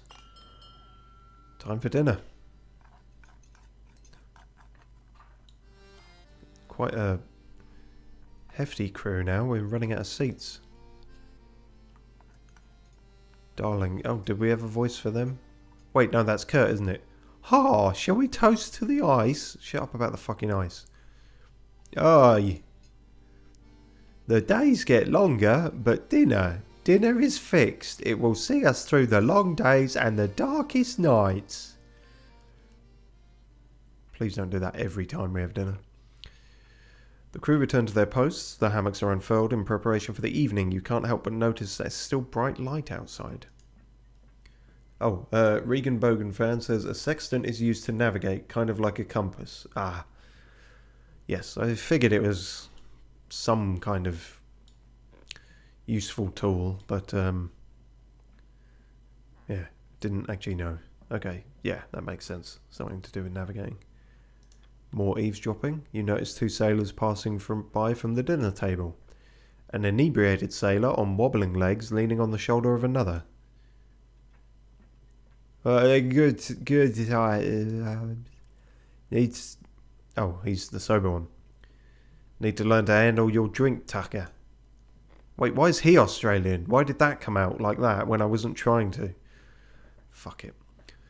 I'm fine. My mates can carry me. Cavity? They can also drop you. I have 2 Johns carry you next time. Ooh. Are you asleep? Shit. Rafe, Joom, and Tolson drunk as fuck Higgs. Well, at least we can do Tolson's voice fairly easily.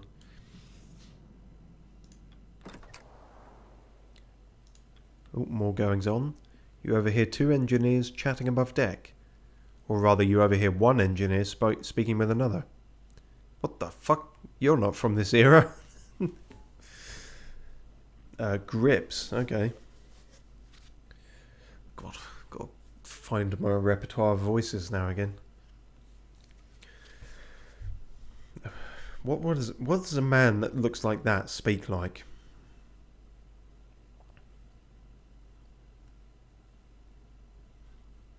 Don't know how the chief could stay down there all evening. Everyone's got a gruff voice. Why is that my default? Don't know how the chief could stay down there all evening. No, that's Kurt's voice. Fuck it. Just fuck it. This guy's called Dick. So, you know, Dick and Grips. Really? Oh dear. They go together a bit too well. Is there going to be another guy called Pistons? Or Pumps? Anyway. You ever see Mr. Hammond eat? I haven't.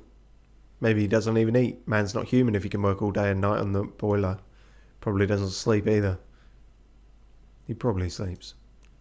Aye, Dick, it's figurative. Right. Ricky Flogs and Gareth Forstetter.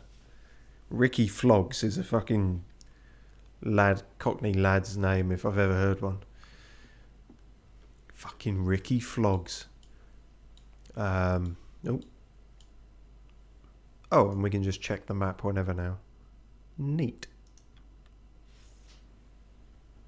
Can I enter the forecast? I can! Doggo time! Yay! Approach the dogs. The dogs regard her with rapt attention as she paces between them, bowl in hand. The largest joins her side as you approach. Try some. Dog food? Oh, are you giving them soup? What's in it? Caviar and rose petals. Why do I not believe you? You nearly burn your mouth on the hot broth. Spit it out. It's disgusting. It's surprisingly tasty. Yeah, it doesn't sound all that great, I'll be honest with you. The broth is oily and strange. I can see it isn't to your tastes.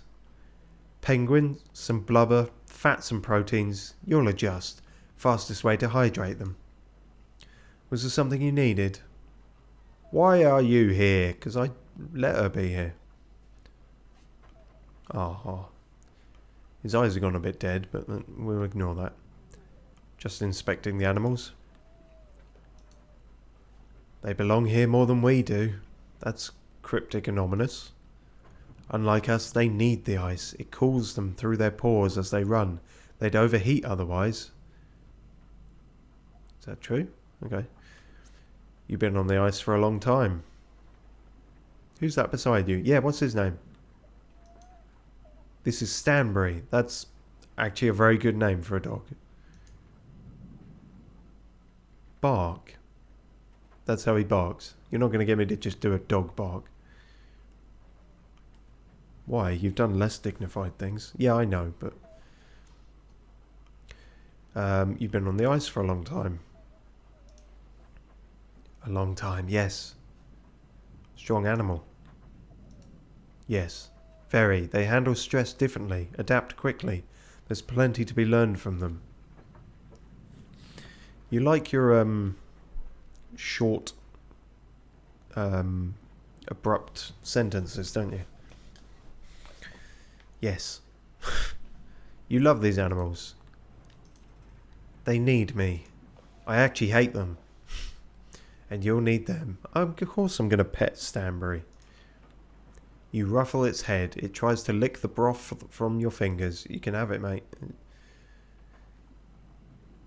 I feel like that's the dog equivalent of T-posing, but, I mean, that's fine.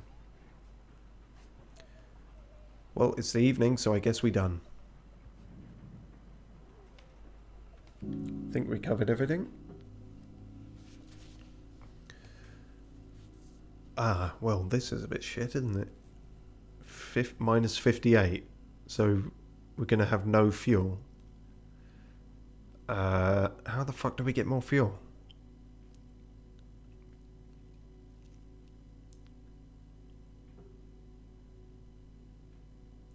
And then overall, what was that? Morale or some decorum, I think it was, they said. That should be fine, and then we'll still have a bit of food this way. Yeah, I think this can work. We really need to start finding some stuff. Although I guess that's what the dogs are for like hunting on the ice and stuff, but sledding around and whatnot.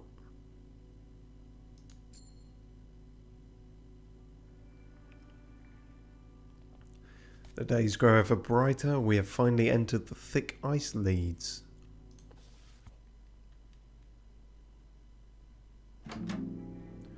Week 3.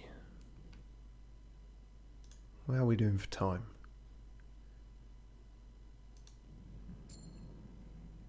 +4 available crew. Does it...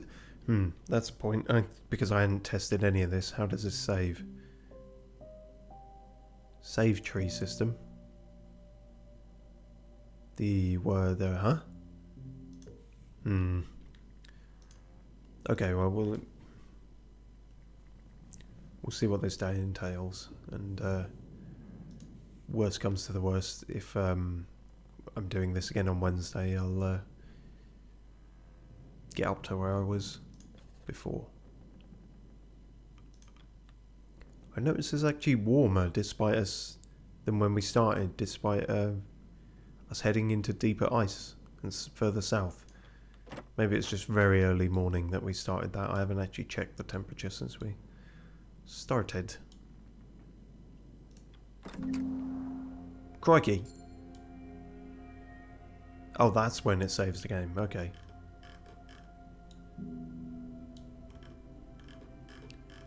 Well, oh, you can even see it cracking and everything. That's cool. Let's hope that keeps up. Which I'm sure it will.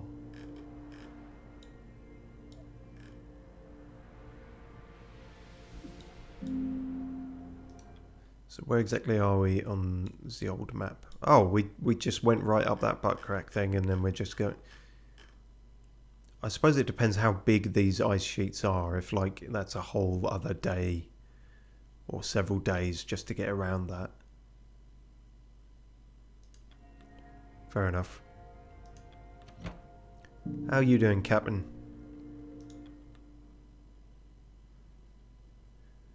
Captain Hunt appears to be absent. His chair is unoccupied. That's not good. Well, I guess get started without him. Oh, fuck-a-doodle-doo. The whole room shudders. The roof is on fire. Which is ironic, given the circumstance. Oh, okay, well, no sooner did I look away than we got fucked. Examine the problem. Problem seems to be too much ice, Captain. What in the... Well, I was worried about this. Look at that ice. We could be trapped for a while. Strong pressures, as if we didn't have enough bother. Well, no need mucking around. Let's get to work. Where's Hunt? I'll grab him. I'm sure he felt it too. Sure, check the boiler room. I'm sure the mole man has problems of his own. Not to worry, everyone. We'll be free and moving again before you know it. Back to work. Somehow, I don't think we will be. Hello there, Kasha. Officer Shaw, what happened? Ship's come to a stop. I almost flung my camera into the wall. We didn't hit anything, did we? We're trapped in some ice. We'll need to break loose to get moving again. Stay where you are. I don't want you doing anything reckless for a photograph again. The bottom ones are always the dickhead options, I'm noticing. Have you seen Hunt? Not since this morning. He was going to speak with Grimley about the lifeboats, last I heard. Has he fucking abandoned ship or something? That doesn't seem like the man we met. So now we go down to engineering. Oh, we can pick up more tinned food. Sure, why not? Saves us doing it later.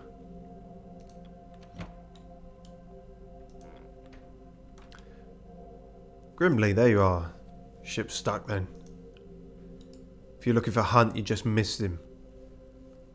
How? We didn't cross paths. You're calm about this. Have you checked the boiler room? Not yet. Hammond's probably pissed off, I imagine. I'm going to check with my brother. Alright. Coal bunker. Get some coal.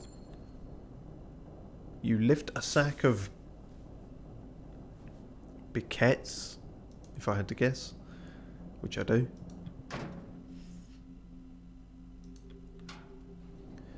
The fuck's going on? If I made any errors, I'd tell you it's secure, don't you worry. They notice you. I'm sure you're aware of the situation. What's happening? I am ensuring that the boiler was not damaged in the sudden commotion. And I told you that if it were, you'd already know. I'm not in the business of making mistakes. I know that if furnace goes, we go down with it. Yes, but you're only one man with just a pair of engineers as assistants. Just looking at the number of valves, this seems far too much for you to handle. Maybe your bloody benefactor should have considered that. I've gotten used to it by now. It'll hold, trust me. I will. Well, I will have to, won't I? I don't fancy staying on the ship any longer than necessary. It's imperative we break free from the ice as quick as possible. Hammond eyes you, a grimace on his face. Not you as well. We've got a guy basically called Grimace out there. We don't need more. First mate's here, but where's the one who's got us into this bloody mess? I was hoping that Templeton knew. I was informed by one of the Stokes that I had just missed him. But I have a suspicion as to where he may be now. We're on a ship, an unmoving one at that. The man cannot simply disappear. If he's anywhere, he must be in his cabin. When you find the man, give him an earful on my behalf. Can't do it myself, too busy keeping us alive. Templeton gives a nod. I believe you and I both owe our good captain a visit, Shaw. But you should call the crew for dinner first. Routine is important, especially now. Not before we've fed this furnace, mind. Oh, wait. Getting too carried away there. Mind grabbing some coal from the bunker, Shaw? Or are you afraid of dirty hands like Mr. Templeton over here? Well, lucky for you, I did all that on the way here. Are you just going to keep standing there to give us something to burn? Oh. Because the crew is freezing, are they? Yeah. Well, we can feed the furnace. And that will do that.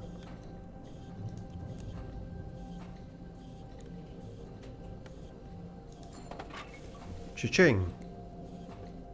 That's no longer red, so... Hang on, is the crew freezing? It should say if they're freezing, right? You would think. The fact that that's an option must mean... Oh, I don't know.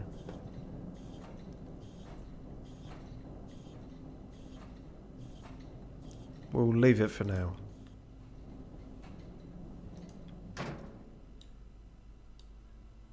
So it seems a bit early for dinner. But... No? Okay. Find the crew readying themselves for dinner despite the ice. Some seem nervous, others as if nothing has changed at all. Grimley's like fucking kicking off. That's a banger.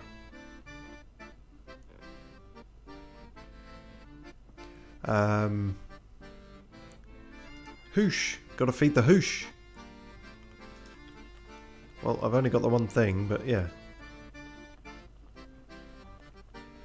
I can only pick up the one thing. I assume that will develop through time. I say that.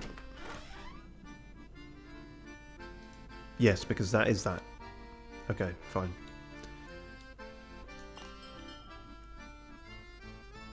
The crew have their meal. The dinner is shared. Oh, quick day today then. The crew return to their posts. The hammocks are unfurled in preparation for the evening. You can't help... Yep, that's the same. What are you guys bickering about? You didn't see him either. He didn't pass by, but his cabin door was locked when I checked. Slippery bastard. What are you thinking, Hunt? Oh, what are you thinking, Hunt? Was the better tone for that.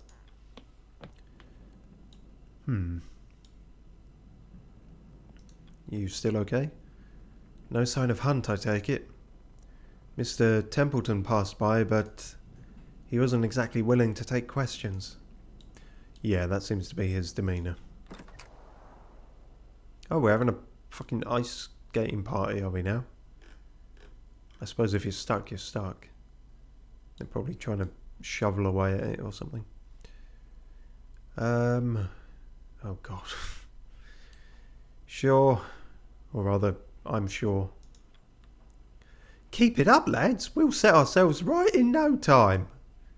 Ah, sure. I just saw Templeton entering the captain's cabin. Seems Hunt's holed himself up inside. Maybe if you had a word with our good captain, he'd be willing to lend a hand. What is that? What did that just appear? Graphical glitch, I'm willing to bet. Let's see if it disappears. Yep.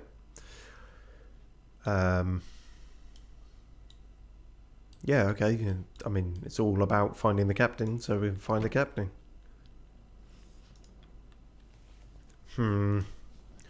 I was informed that he was here. Oh, I know where he is, because I can see him. Where could he have hidden himself? Oh, pardon me. Maybe he's gone overboard. He has to be in here. Check under his desk. At this point, leave the man. I will handle matters. I know where he is. He's here. I can see him. He's fucking drunk in the bath. Check under the desk, I suppose.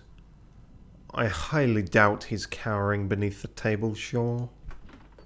The captain's... Oh, that was a laugh. Okay. The captain's laugh rings out from behind the door. The captain watches you both, his head swaying as he chuckles to himself. You are a surprisingly difficult man to get hold of, Hunt, seeing that this is your ship. Oh god, I haven't done his voice in a while, hasn't it? It was piratey, wasn't it? Piratey, yeah, the basic one. Come on. Why have I lost that? Oh, there we go. He's back now. Ah, I know it well. Hunt's eyes turn to you. I believe you two are already acquainted. Oh, but he's drunk Irish, isn't he? Drunk Irish? Drunk pirate? What the... Oh, God. We'll wrap up the stream soon. I haven't been drinking. This is just what happens to my mind after a while. How long have you been drinking? God, it's always the switch between them, isn't it? I don't suppose you care to join? Hunt shakes his hip flask as he holds it out, whiskey sloshing and spilling from the top. What of you, sure? I can't tempt you as a sweet actor. I don't drink. I'm fine. You'll be more than fine with drinking, yeah. Ah, well, your loss. You intend to offer drinks at a time like this? This ship, your ship, is trapped in the ice. It's my ship now, is it? What do you expect me to do? Get the shovel there? Even going a bit cockney there. You could have heeded Kurt's warning. What do you mean this isn't your ship? You could at least do your work. I've carried your load until now. That is also kind of true. But yeah, you sort of should have listened to him. You almost said that you might as well, and then you just didn't. Huh, Kurt. You still hanging on his word? Very much not, but he had a point on that one thing and that one thing alone. You would have some lout. Is a Manchester spot that. There's no safe passage here. It will always... Mr. Hunt. If you are not fit to stand, then you should retire for the night. Shaw will stand in your stead and we can continue in the morning. I'll abandon my duty? No captain would do that. He's a fit captain, wouldn't you agree? Well, not you, isn't that right? What do you think makes for a good leader? Sobriety for a start. Making the difficult choices nobody else wants to make. Being able to do the job I've been doing on your behalf. You can keep digging at him on that. Yeah, let's kind of do that a bit. You sound bothered. Are you bothered? I'm not bothered. Is that your concern? One day and you're already sick of it? Try decades. But I'm serious. Dear, what makes a good leader? We don't have time for... In a word, then. What makes a good leader? Spam. What? You said in a word. So I don't have to explain it. And the word is spam. Understanding, control, willpower. Live, laugh, love. I don't fucking know.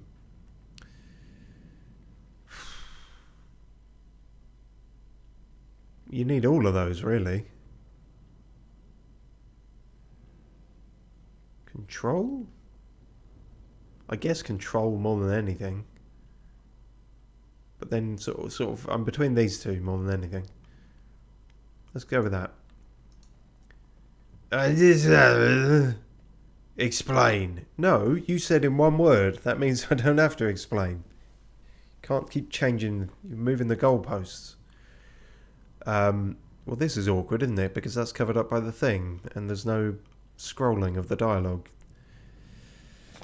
Some of the UI design in this is not ideal, I will admit. I'm liking it so far, but stuff like that, you should pick that up in testing, really. The ability to adapt to your crew, to understand the... Oh, well, luckily I think that ends there. So the individual needs that make up the whole. To understand what needs to be done, to know your next course of action, to understand your limitations, to know what you're capable of. Kind of that one or that one, I'm thinking.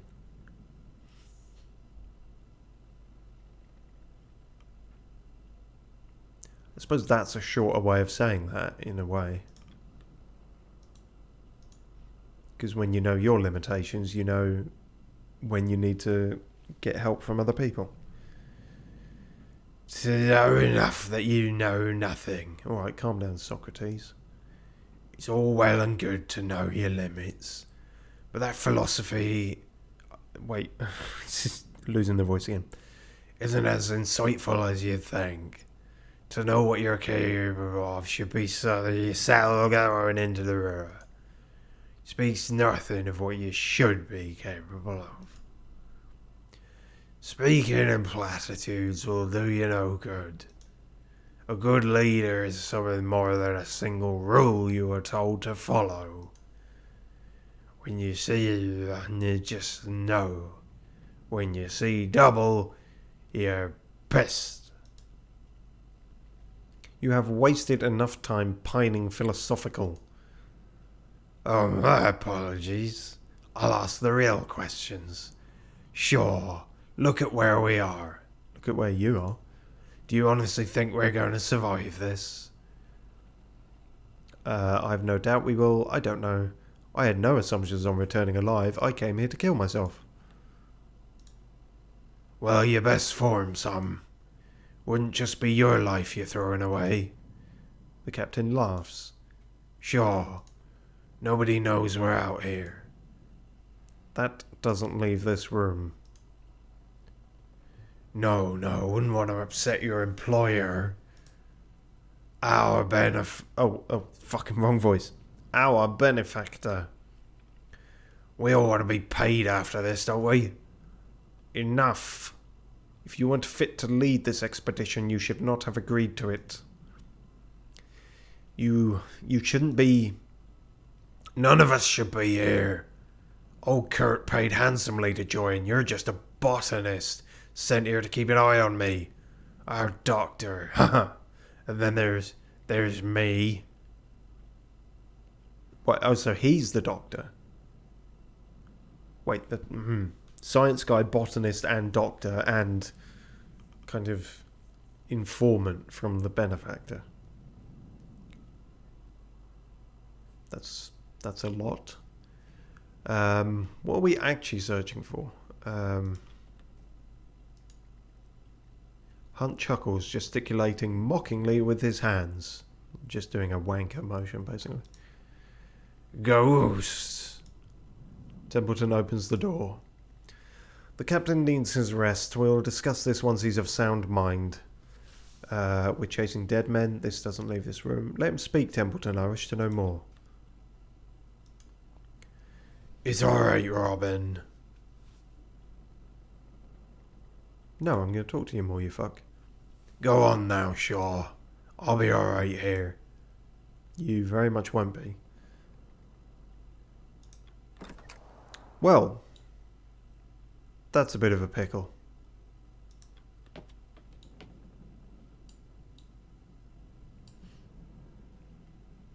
There were the rumours of, that we picked up on, of drinking and desertion, but, kinda hoped he would have it together at the crucial moment.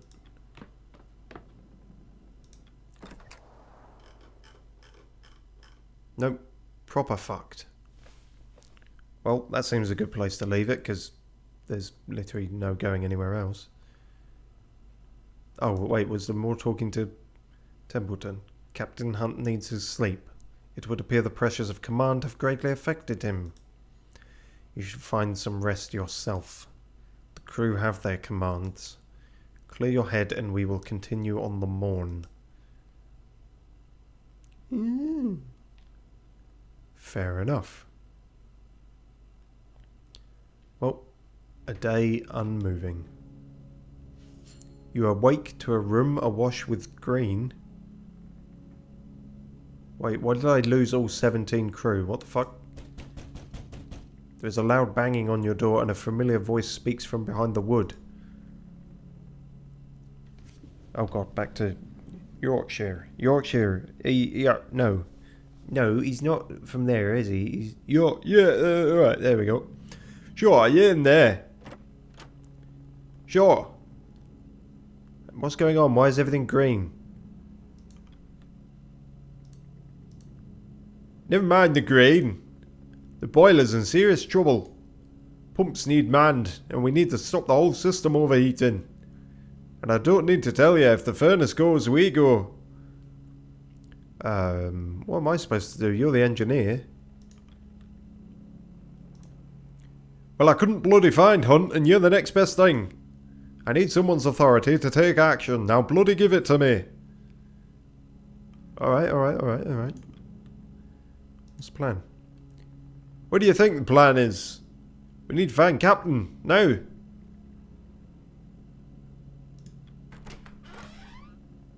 Why is everything green? That doesn't seem normal. The lights of the Aurora flicker over the pale ice. The Aurora Borealis. Localized entirely within my ship. I noticed it didn't save there, which is annoying. The animals are barking furiously at the green that has invaded their territory. Dogs famously hate the colour green. Calm, Stanbury. What is happening to the ship? Nothing I can't fix, don't fret. And I shan't stop you, Mr. Hammond. Have you seen the captain? I've been resigned to this room and I'll have to stay as such. Lest you wish to add a frightened kennel to your current problems. Fair point. Captain's cabin. Did you fucking kill him? Nothing. Visibly perturbed, he takes a moment to compose himself. Even the tub is empty. Why would you expect him to be in the tub? Not important. This doesn't make sense. The man seemed barely fit to crawl himself into bed earlier. You what? Hammond turns to you. Alright, sure. Captain's missing, you're in charge. We can't give up on Hunt that easily. Probably should though. I bloody well can. He missed his chance to take the reins. Yes, indeed. The crew are no doubt waking at this moment. They're no doubt scared, confused. It's your duty to keep them calm, to maintain order. Hammond glares at Templeton. It's Shaw's job to get down to the bloody boiler room now. Don't know where that accent went. We've already wasted enough time looking for that bastard Hunt. If you storm down to that room, all you'll be doing is inciting a panic. We need to calm the fears of the crew, maintain an air of focus. Lie to them as the ship goes down? Not at all. Instead, to assure them we know how to remedy this matter. You do know how to remedy this matter, Mr. Hammond. Aye, yeah. And we need to be quick. I don't have time to worry about some stupid sailor's feelings. We got a bloody ship to save. Well, it's as you said. Officer Shaw is in charge. The decision is yours. Fuck. Decisions in a role-playing game. I'm kind of with Hammond, like, you can calm the crew all you like, but then if the ship starts fucking sinking or whatever, then that's all going to be undone. Whereas if the ship is fine, then everything else should become more fine. Fine. Yes, exactly. I will keep the crew at bay then. Yes, you're a personable sort. Mon then, don't worry about him. Let's go. With the whole Mon and Canny, he might actually be intended to be Scottish. A Scottish engineer? That never happens. I suppose it's because it's week 3 night. That's why this is still going on.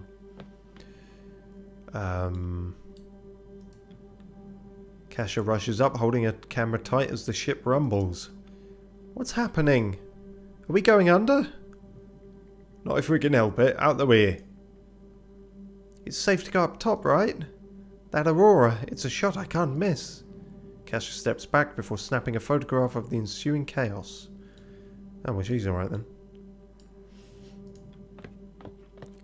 As more of the crew notice you and Hammond descending below, the whispers begin. Oh shit, we actually lost decorum for that. Soon the crew pick up pace, walking directionless with hurried footsteps. It's probably fine. Kurt, do something. Boiler trouble, I take it? I'll lend a hand. Not when you're walking with that cane, you're not. I have enough strength to... Go tell the crew to hit the lower decks, as many as possible. Let's go ashore. Time to save this blasted ship. You descend the ladder. Ahead you can see the brothers trying to open the door to the hold. Oh shit, what's going on here then? Trying to get in, same. Door's stuck. Pull harder, you bastards. We need to get in there. Yeah, okay. Tier. Definitely Scottish. For some reason I can't bring my Scottish voice back. What was the activating phrases for that? Shitey wee tunic. Pull harder, you bastards. We need to get in there. Okay, we'll go with that from now on. Someone else can be Yorkshire. It's the only thing that matters. We need to keep the furnace alight. The metal door unsticks. Grimly looks to you before darting off into the dark. Wait. Oh god. Just immediately went back to Yorkshire. Shitey wee tunic. It's a fucking throwing my tatties into the Clyde. Where's that bloody idiot running off to? Sound the alarm. Ah, oh, bloody hells. Does he do that with his accordion? Let's get moving. You enter the boiler room. Fun time in here. As you enter, Hammond's engineering team are hard at work. The larger of the two engineers loses grip of their valve as steam begins to shoot out, causing Hammond to dash forward. Watch it! Hammond tackles the engineer to the ground, saving him from a nasty steam burn. Made it just in time. Oh god, we never decided on his voice with the... What's the matter, Chief? Nasally. Let's just make him nasally.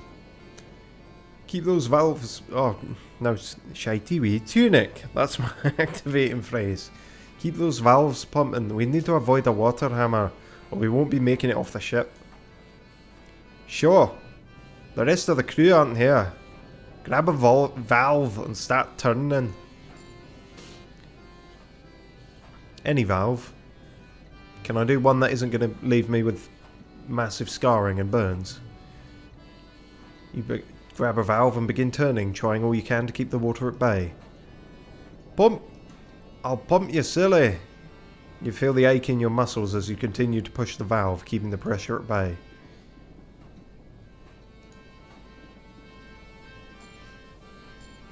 The furnace rumbles and sputters, hemorrhaging fuel. Well, fuck. You keep turning, doing the best you can to keep the pressure at bay. We could be at this for hours. Shite. I know it says shit, but shite works better. Where's the rest of the crew? There they are. Popping in. Brought help.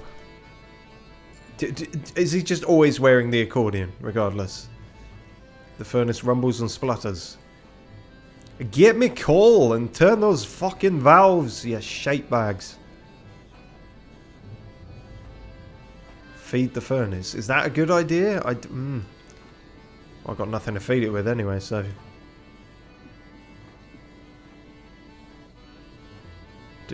any of them, I suppose. Oh no. Oh, am I assigning people?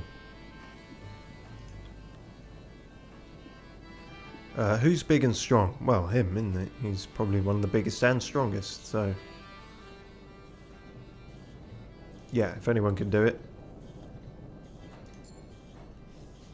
Big strong lad. They grab the valve. Good-o. Who's the next best?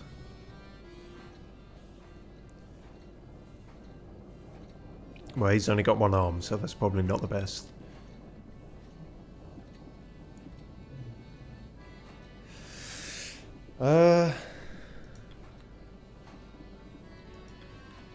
Oh, there's one of the science team we haven't met, apparently. Scouts are all busy. He might do all right, I suppose.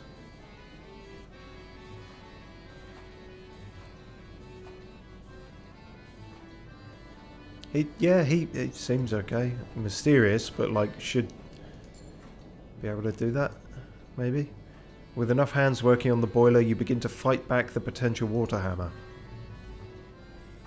Someone's gonna have to hold the furnace in place. Oh shit, is that me? Is it? Oh no, that's someone. Oh, this probably should have been the stronger person then. Well, fuck.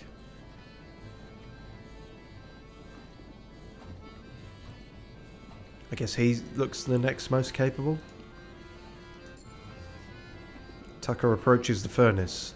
The room shakes. Water hammer! A jet of steam paints Higgs. Oh shit! It subsides as they writhe in agony. When a crew member gains a severe status effect such as wounded, scurvy or frostbite, those are the three, they will become invalid and unable to work.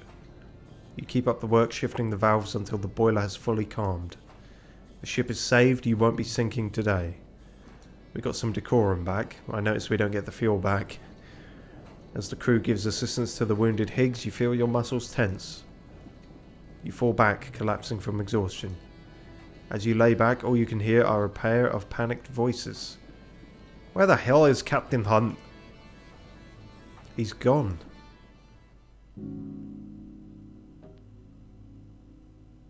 But in my sleep, I can choose the rations, can I? Well,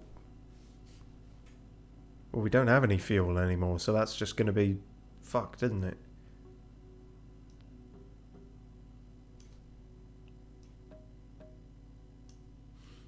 Huh?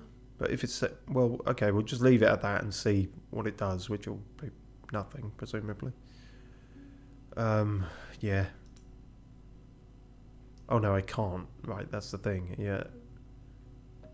Yeah, we have none, so... we don't... and it has to be that before I can confirm it. Well, that's pretty rough.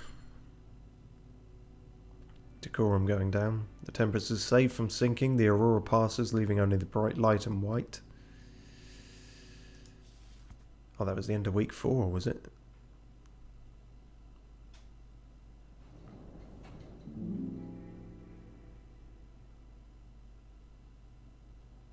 You are alone in the captain's cabin. Out across deck. Oh, cruise back. Out across deck can be heard the commotion of the crew. Word has spread quickly that Captain Hunt is missing. What a Captain Hunt. Templeton slips in through the door, no doubt with good news. Sure. And we shall leave it there. Because it's sort of got a weekly save system, so that seems the best place for it. But, yeah. I don't currently know yet if I'll continue playing this on Wednesday, but if I don't, I'll, keep it about. Certainly might return to it at some point. Like I say, my biggest gripes at the moment are just some of the UI stuff. Story-wise, I'm alright to keep going with it. Not sure my voice is, but that was the ever-present problem with Stardew as well. Anyway, I hope that was reasonably entertaining, and see you about then. Don't... I mean, we definitely made the right choice there, I think, because... as I said, if